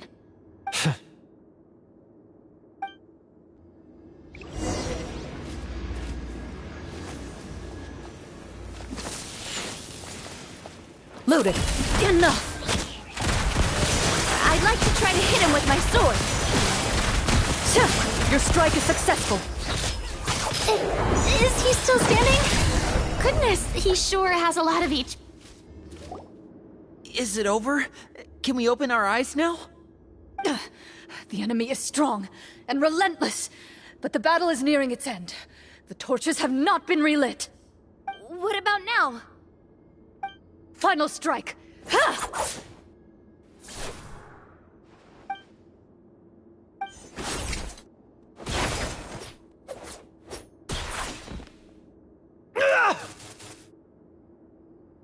Oh, well, did we get him?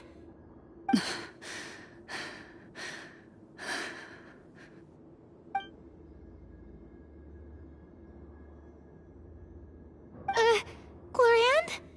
Warm fire flickers across the walls once more. Your vision is now clear. In an impressive display of courage, the four of you successfully defeat the uninvited guest. That look in his eyes. It's like he became an entirely different person as soon as I defeated him. Huh? Mr. Florian? Oh, wait. We're supposed to be role-playing. I should stay in character. Speak your name, guard. Why did you lead us here just to betray us? Is this treasure really more important to you than bringing peace to the kingdom? What kingdom? What peace? Those were nothing but lies! I, Florian, am a true Marechaussee hunter, descended from hunters of ages past. So he's also using his real name. Or, wait, was that the name of his character from the very beginning? Then I'm even more confused. If you truly are a Marechaussee hunter, shouldn't you want to help us just like you said before? Shouldn't we fight together for the sake of the people? What do you know? In this day and age, there's no glory to be had as a Marechaussee hunter. What's that supposed to mean? My skills were passed down to me by my father. We lived a life of obscurity in the remote wilderness. Still, he devoted everything he had to being a Marechaussee hunter. And what did he get in return? A life of poverty and pain. In a world that forgot all about him. When he died, not a single person came to mourn his passing. The Marechaussee hunters were the ones who saved this city. We're heroes. We deserved more recognition and respect than this. Is he talking about how no one in the capital seems to remember the hunters and their legacy? I didn't expect the script to contain this level of social criticism. So that's why you want to take the treasure for yourself? You feel like you're owed fame and wealth? If you already knew where the treasure was located, why didn't you just come down here and take it? Because I still needed the final key. Only a true Marechaussee hunter is capable of passing through this final door. As someone who sought to hurt others for his own gain, Florian lost that right long ago. Okay, but what is this treasure anyway? We've got all the keys, right? So can we just go in and take a look? You're sure you want to go in? We've been talking about it for so long, of course we want to see what's inside! And we've already defeated Florian, right? So he won't try to take it from us anymore. Pesky brats. Watch yourself. Then let's open the door together. All right. Your choice of action is confirmed.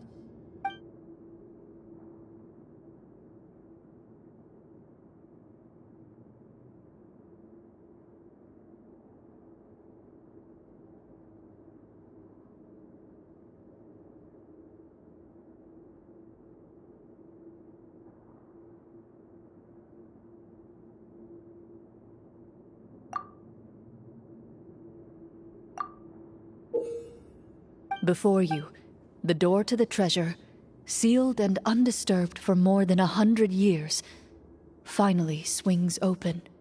You hear the shrill wail of the door hinge as it rotates for the first time after years of disuse, almost like a sleeping giant letting out an extended yawn. You get the impression that the secrets buried behind this door might be just as heavy as the sound you just heard. It's open! Come on, let's go in! Paimon wants to see what's inside! Ooh, me too! Ugh, uncovering hidden treasure is the most exciting part of adventuring. What do we have here? Uh-huh. A stone tablet? And some shabby weapons? You call this a treasure vault?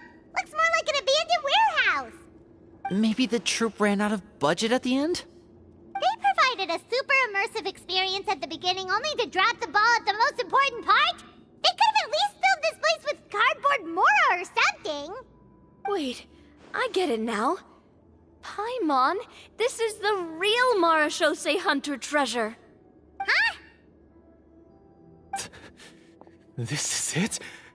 The Marachose Hunter treasure is just a stone slab and some broken swords? I can't believe it. I refuse to believe it! Whoa, are you okay? The Marachose Hunter before you appears to suffer a serious mental breakdown. He needs to leave the room for a moment to collect himself. One of you seems to understand the significance of the treasure already. If the rest of you wish to follow suit, you may remain here in the meantime and explore your surroundings.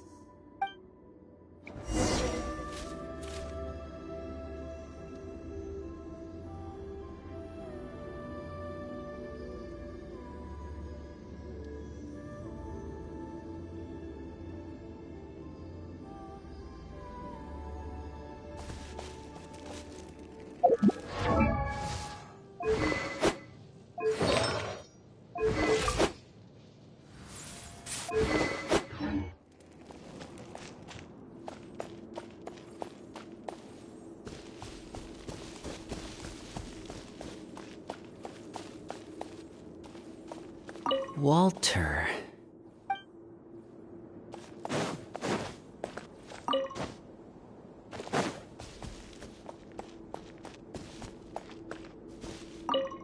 The old and broken weapons. The names on the tablet. What is the treasure supposed to be?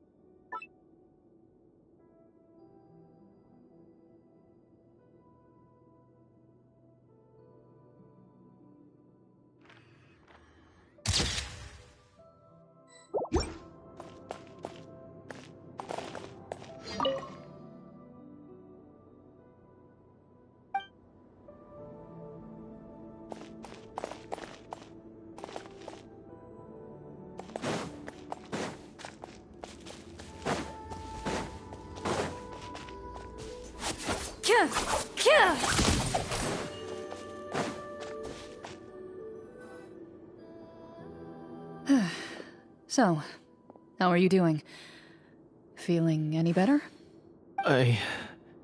What just happened? Do you remember how you got here? Or what happened to your body just now? I remember now. I brought you here because I wanted to... The explosives in the cave! You mean these? Huh? How did you... I could tell something was off the moment I stepped into this cave, so I kept an eye out. I've already dismantled the whole thing. So the strongest champion duelist in all of Fontaine saved the day once again. Guess I shouldn't be surprised. It would seem your skills as a Marechaussee hunter are as sharp as ever. I deserve some answers, don't you think? Tell me why you wanted to lure me here. Everything you said earlier sounded like the truth. Luckily, your monologue was dramatic enough to convince my friends you were just role-playing. I don't know. I just always felt like there was something in my heart that didn't belong to me. Something agitated and angry. Who knows? Maybe it was my own anger all along. I could never really tell. The feelings about my father and the other Marechaussee hunters are real. It just wasn't fair. I was angry, bitter that no one remembered them or praised their accomplishments. I don't know when it started, but at some point, my anger came to completely consume me. At that point, I remembered the legend my father used to tell me. The one about the treasure. But if the treasure was all you cared about, why plant all those explosives? Wouldn't they just destroy the treasure and bury you along with it? I can't remember. My head is a mess. It felt like there was this voice telling me to eliminate the hunters, but now it's gone. From your description, I suspect you were dealing with a Devorator. Devorator? Oh, your master... your father, I mean, never talked about it? It was a kind of monster that was active several centuries ago. No, I've heard of it. I'm just not sure why you suddenly... Wait, it can't be. The seal! The seal? My family has served as Marechaussee hunters for many generations. But the title and swordsmanship weren't the only things passed down over our line. There was a seal as well. My father instructed me to always watch over that seal and maintain it regularly. He said it had been passed down over a truly ancient age, and protecting it was our clan's most important duty. But I neglected that duty after he died. I finally decided to come down and check on it one day, and that's where my memories become fuzzy. The Devorator would be a formidable adversary for any mortal being, even ones as capable as the Hunters. If you lacked the power to completely destroy it, you could easily fall prey to its influence and corruption.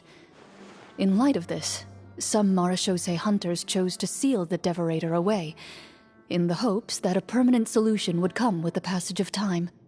I heard it has the power to amplify the obsessions and desires in people's hearts, to the point where they overtake you entirely. It would seem I'm not just lacking in skill with a blade, but in mental fortitude as well. And yet, you were able to retrieve 3 of the 4 keys. If I remember correctly, each was entrusted to a respected and capable hunter. How did you manage it? One of them belonged to my father. The second I stole from a different hunter. And the third... was one that I snatched while the person was on the way home from the tavern. I nearly died in that alley. I know just how strong you are. It's as clear as day to everyone in Fontaine.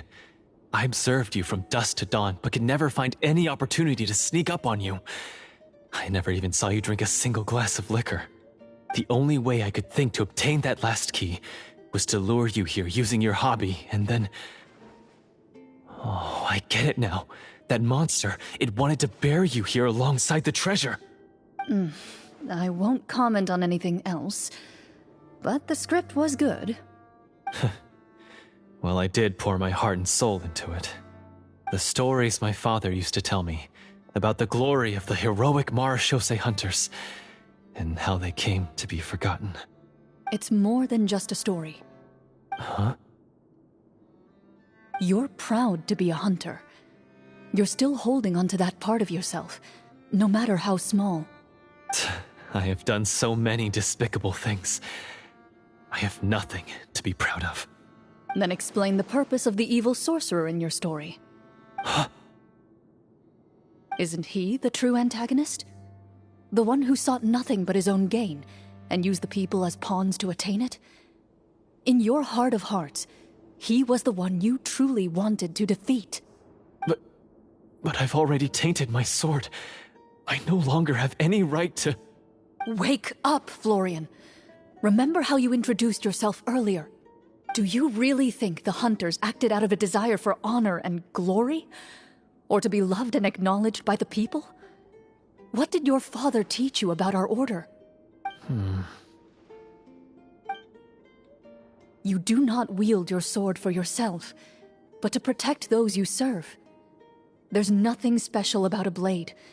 It's the intentions of the wielder that matter above all else. Do you still not understand? Even after seeing the treasure for yourself? The contents of that room, they represent the true legacy the hunters left behind. You're right. I am a Marechaussee hunter. It's time for me to redeem, no, to finally serve the people I vowed to protect all along. I wouldn't be so quick to push aside the need for redemption. I know. That's a charge I won't bother to defend myself against. Good. Then, come with me, and help me see the script through to the end. Huh? See the script through to the end? But there's no more script left. Never finished it, huh? No, I mean, I wrote the script with the sole purpose of luring you all here. There was no reason to write beyond this point. Then we'll just have to keep writing it. The evil sorcerer still needs to be defeated. You mean the Devorator? Are you saying I have to make up the rest of the script as we go along? Is that really so hard? You've already written most of it. Surely you can write an ending where the hunters win and justice prevails. I'll be there to help you too. You aren't afraid your party will fall into danger? I know what my friends are capable of, and they're all quite skilled. Besides, I need their help. Then, are you going to tell them the truth about all this? I don't intend to spoil the fun. Sometimes, protecting dreams and fantasies is more important than exposing the truth. Don't you think?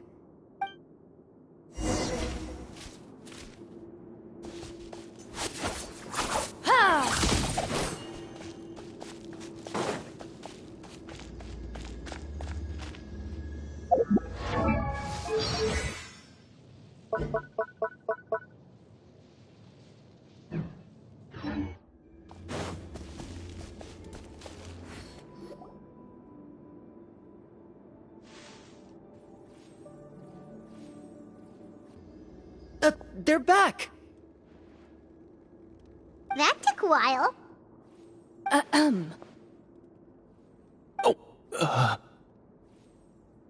Ahem! My fellow Marechaussee hunters, please forgive me, for I have sinned. Tone it down. Sorry. After crossing swords with you and witnessing your courage in battle, I've rediscovered my true self and regained my pride as a Marechaussee hunter. Oh, do I smell a redemption arc? I confess, I was brainwashed by the evil sorcerer. He asked me to lure you here so he could bury you in this cave. That little... Wait, you're saying all of that wasn't you, but the evil sorcerer? That's right. He's adept at manipulating the hearts and minds of the people. I fell under his influence because I did not possess a strong enough sense of will. Huh. And how are you going to prove that you're a changed man? We're not going to fall for the same trap twice. To be perfectly honest, I only came to my senses after seeing the treasure. It reminded me of my father's past teachings. The treasure was actually... The names of all the Marechaussee hunters from ages past and their weapons? Wait, you already know? Of course. Don't underestimate a veteran role player's exploration skills. Oh, wait, I mean, Marechaussee Hunter Navia's exploration skills. We just finished reading through the content of the stone tablet. That tablet recorded the lives of some fascinating people. For example, this Marechaussee hunter called Est. She inherited the responsibilities of the Golden Hunter and passed judgment on many people. But in private, she had a very easygoing personality. Her favorite pastime was singing and dancing with her friends, and she was said to have a beautiful voice. So, she was just like you. Oh, you really think so? Well, when you put it that way, I suppose I also have a few things in common with this Walter. Working as an executioner, he supposedly used a countless number of tricks to confound his enemies in battle. Oh, if only I could have seen the feats of magic he pulled off back then. Their lives were all so exciting. You could write so many cool books about their accomplishments. How could they have all been forgotten? Because they chose to be. To hunt monsters that only appear in the shadows, you must also operate in the dark. To be a Marechaussee hunter is to willingly give up on wealth and fame. Then this stone tablet must have been left behind by their companions. That's right. Few Marechaussee hunters ever revealed their identity to the public. They always protected the city from the shadows. The only time they spoke of their accomplishments would be at night, when they gathered with their fellow hunters in front of the bonfire to share stories of the monsters slain by their hand. So, this tablet was created not so that the hunters would be remembered by the people, but so that they would be remembered by each other. No wonder this place was so well hidden. You regard the stone tablet in solemn silence. The names of your comrades etched onto its surface serve as a reminder that you are never truly alone. The tablet proves that, although a hunter walks a shrouded path, it is not a solitary one. There will always be those who walk beside you, a fact that remains as true today as in ages long past. Their legacies shall continue to be passed down from generation to generation, as everlasting as the stone onto which their names are carved. Father, you once told me that I should seek out the treasure if I ever became lost. So this is what you wanted me to find.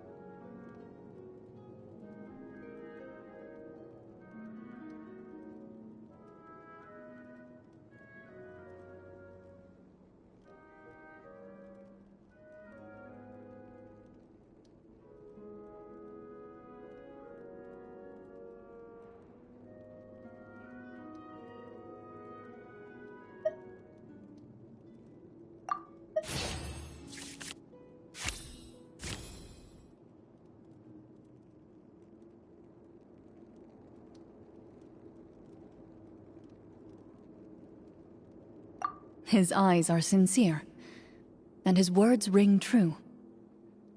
You can tell that every word he spoke just now came from the bottom of his heart. I implore you, everyone, please give me a chance to make up for all I've done. Allow me to fight alongside you and defeat the evil sorcerer that threatens the peace and prosperity of everyone in this kingdom. Well, I say we let you join. Sounds good to me too.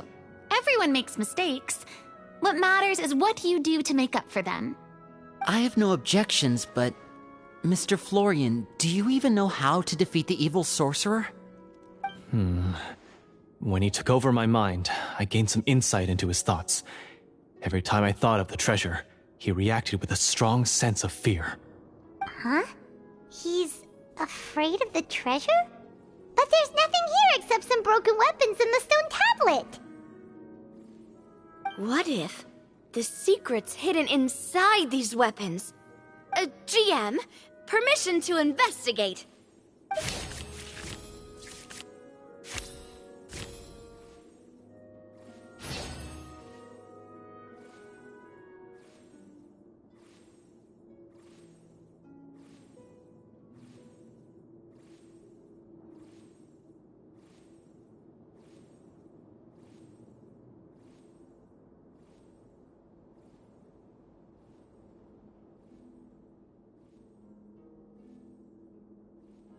At first glance, the weapons appear absolutely ordinary.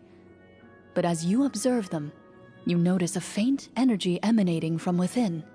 These blades have slain countless monsters.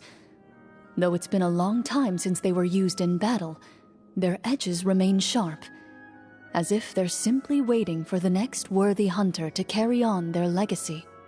So basically take these with us, right? I'll take this weapon, since it used to belong to Est. Maybe it'll find comfort in being held by someone who appreciates the arts. Ah, good idea. I'll take Mr. Walter's bow then. From one archer magician to another. Paimon's gonna pick a cool weapon too!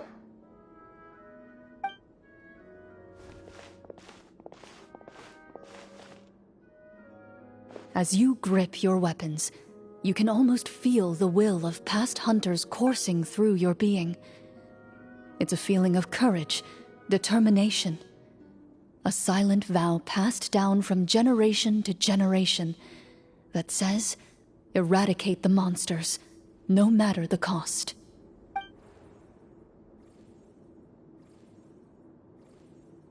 Mr. Florian, do you know where to find the evil sorcerer? I was able to see his surroundings when our minds were connected. I believe he's currently hiding out at the church in the kingdom. We must be extremely careful. He's spent so long living among monsters that he's now taken the form of one. He will not be easily defeated. Then why don't we explore some more and try to find some higher level gear? We don't want to just fight him and lose, right?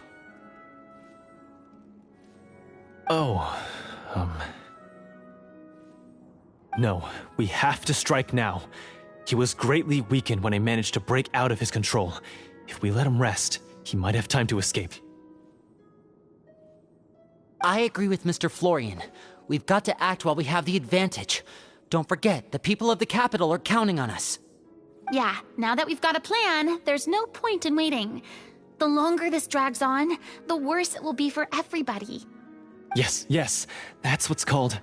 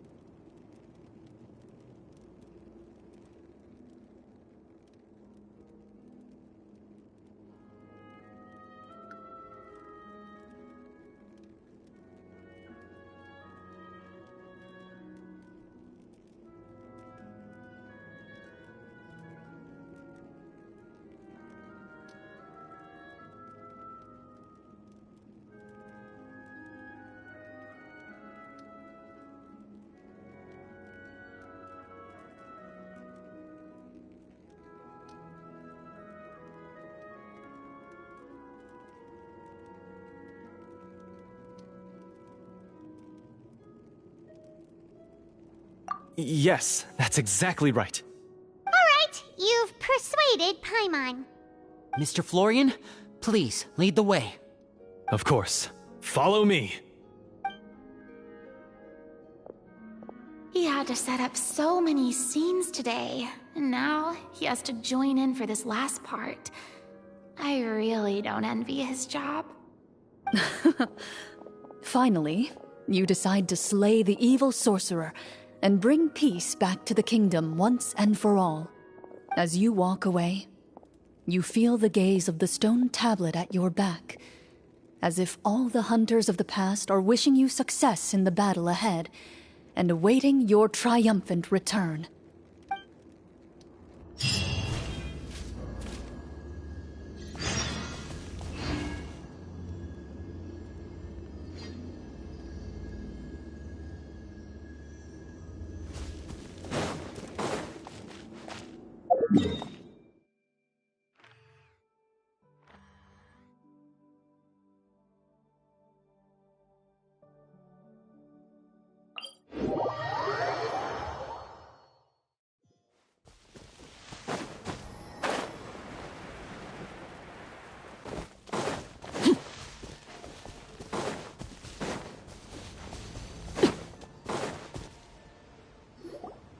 Finally, you arrive at the church Florian described.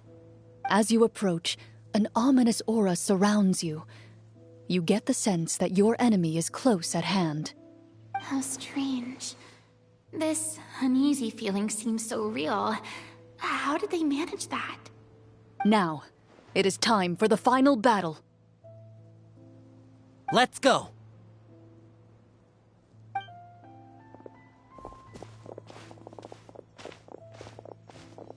Florian, wait. What's wrong? I think you should wait outside. You've already been corrupted by the Devorator once. It could easily re-enter your mind and take control of your body. I don't think it's a good idea for you to be this close. If it corrupts you again, it's possible you might take on a new form entirely. That's exactly why I have to go. Why I should be at the very front. You mean... Yes. I intend to lure it into my body. That's too risky. If things get out of hand, I might have to kill you. Do you understand how dangerous this is? I understand, but if I do this, you'll have a clear and visible target. The Devorator will have a hard time passing up a chance to enter a body it knows how to control. You won't have to worry about any of your friends being taken over. You're not like me, Miss Clorinde.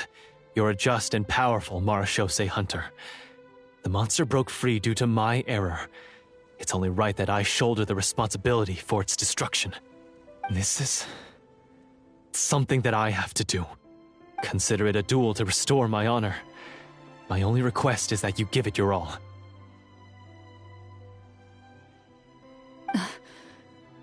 I understand. Then, as a champion duelist, I hereby accept your request for a duel, and extend to you my most sincere regards. Thank you. The battle is now upon us. Let the Devorator once again tremble under the blade of the Marechaussee hunters.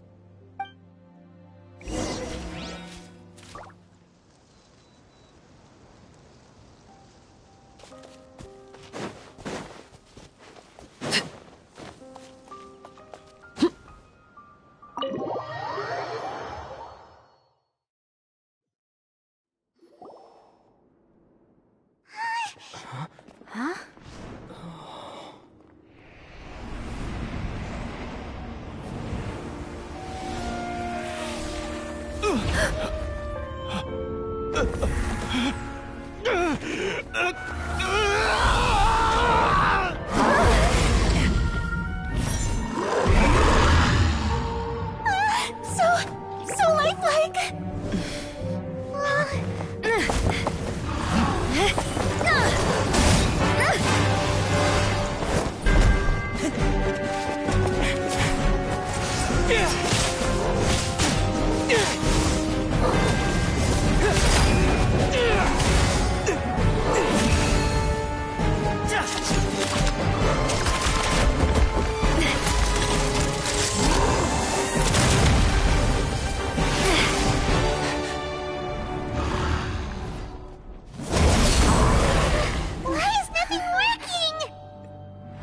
foe is not invincible.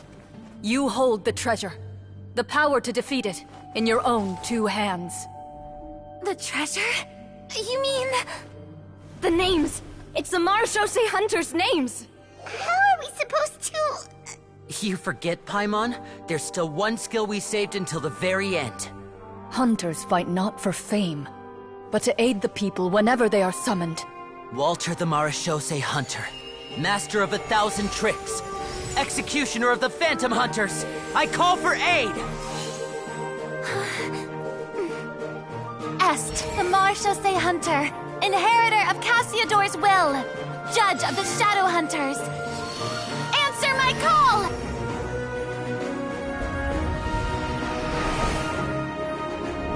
Petronia, protector of justice and order.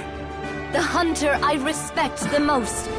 Thank you for saving my friend, the best one I'll ever know. Please, lend us your strength!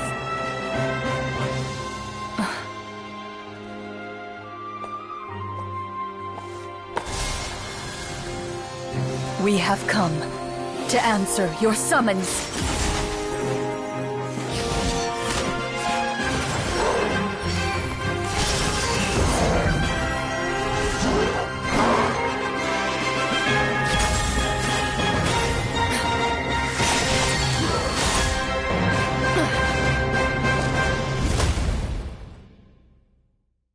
And so, the monsters were eradicated, and the sorcerer was defeated. Peace soon returned to the capital.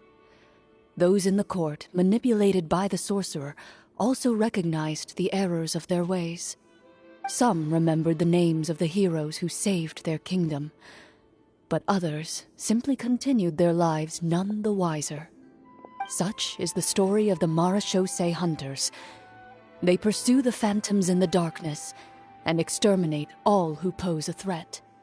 They will always protect the city and those within it, even should all memory of their accomplishments be forgotten by the very people they serve.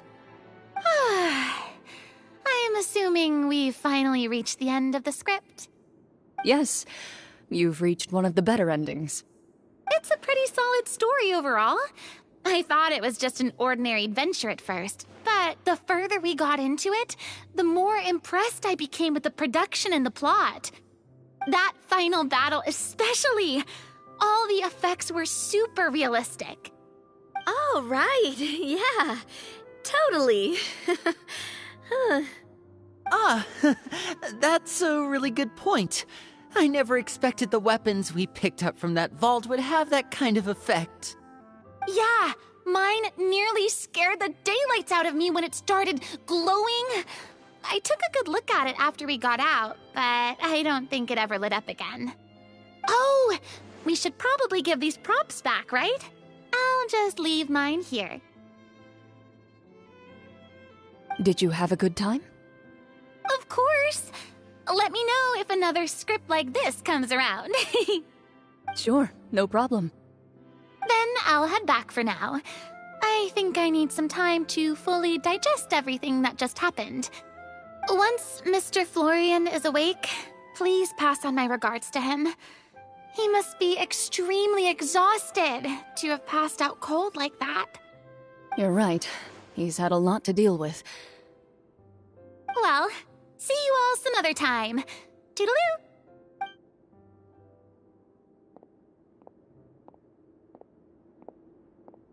Okay, so, can I ask now? I think it should be fine, yeah. What in the world was going on back there? So you saw through all of that? That time in the cave when you told us to close our eyes, it'd be weirder if we didn't notice anything. I was dying of curiosity the entire time. I mean, you did a pretty bang-up job of pretending nothing had gone wrong. Farina actually looked like she thought all of it was planned. Guess none of us wanted to be the one to break the illusion. What are you all talking about?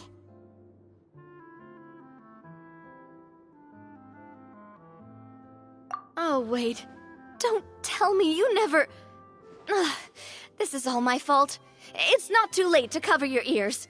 Here, partner, I'll do it for you. Bit late for that, don't you think? You're saying everything that happened back there wasn't actually part of the script?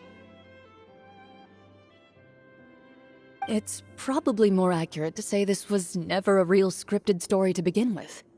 What? So loud. My head. Hey, you! Get up right now and explain yourself! No shaking, please! Oh, my head.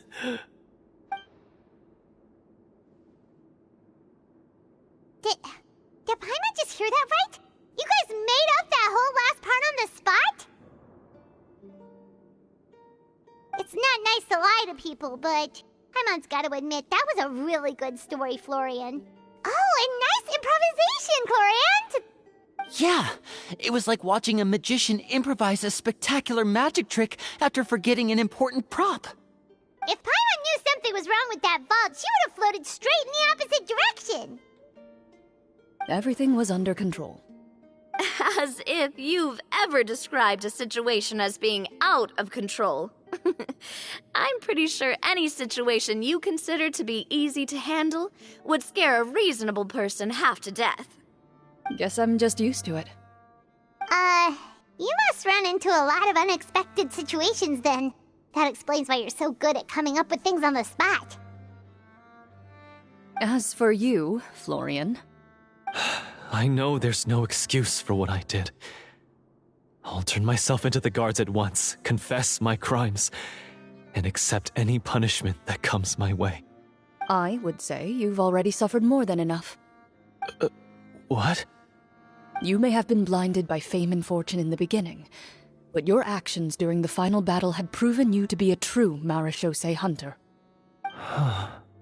You'll be far more used to the city above ground than below. Your job as a hunter is more important. But... Of course, you'll still need to take the keys and pay a personal visit to the 2 hunters you wronged. Prepare to accept any terms they give you as well. Yes, of course. As far as I'm concerned, though, your showing in the duel was enough to prove your honor. Then I'll do exactly as you said. I'll go return those 2 keys right now. Thank you so much, everyone. I'll do my best to prove myself worthy of the second chance you've given me. I swear this on my name and honor as a marechaussee hunter. Until we meet again, everyone.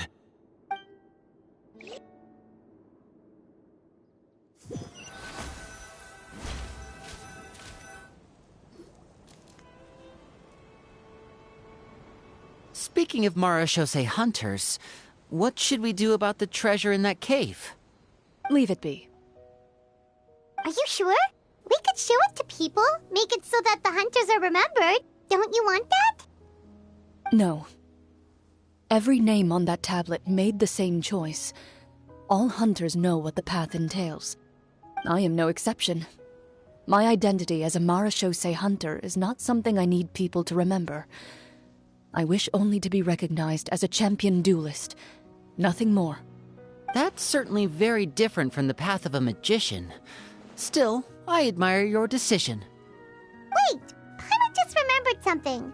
If there were no special effects involved, why did our weapons begin to glow during the battle? That's because the marechaussee hunters of ages past would often imbue their weapons with special enchantments to suppress the monsters. Whenever a monster was nearby, their weapons would start to glow. Oh, so that's why they had an effect on that guy near the end. I really thought the summons were doing all the work. Well, I'm sure the summons were a part of it too. Oh? How so? This particular devorator probably hailed from the same era as the hunters we saw in the room. The names you recited all belonged to the bravest hunters. Countless monsters fell to their blades. That's likely why the devorator visibly reacted when you said them out loud. So the names held the power all along! Navia, everything you said during your summon. Huh? Oh, I meant what I said. I mean, it was true to my character, so yeah, I'm glad you heard it. Just don't make me repeat myself. It's embarrassing. I really appreciated those words. All right. Don't get all sentimental on me. Anyway, let's not talk about that anymore. I'm going to go on ahead. Don't fall too far behind now. She ran off! I should probably head back as well. This story was truly incredible. I might have to spend the whole night telling my siblings all about it.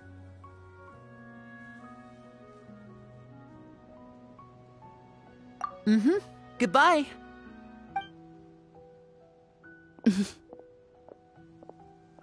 Traveler, should your name and deeds be forgotten, what do you think the significance of your journey will be?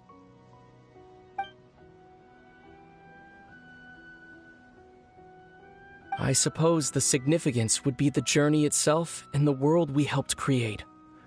There's still value in the time I shared with everyone here, in the things we were able to accomplish, even if no one remembers them.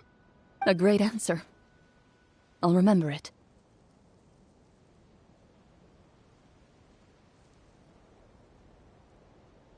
Me? The Marechaussee Hunter says nothing in response to that question. Perhaps her answer lies in her silence. An unspoken vow left to echo through the night. The path she walks needs no explanation.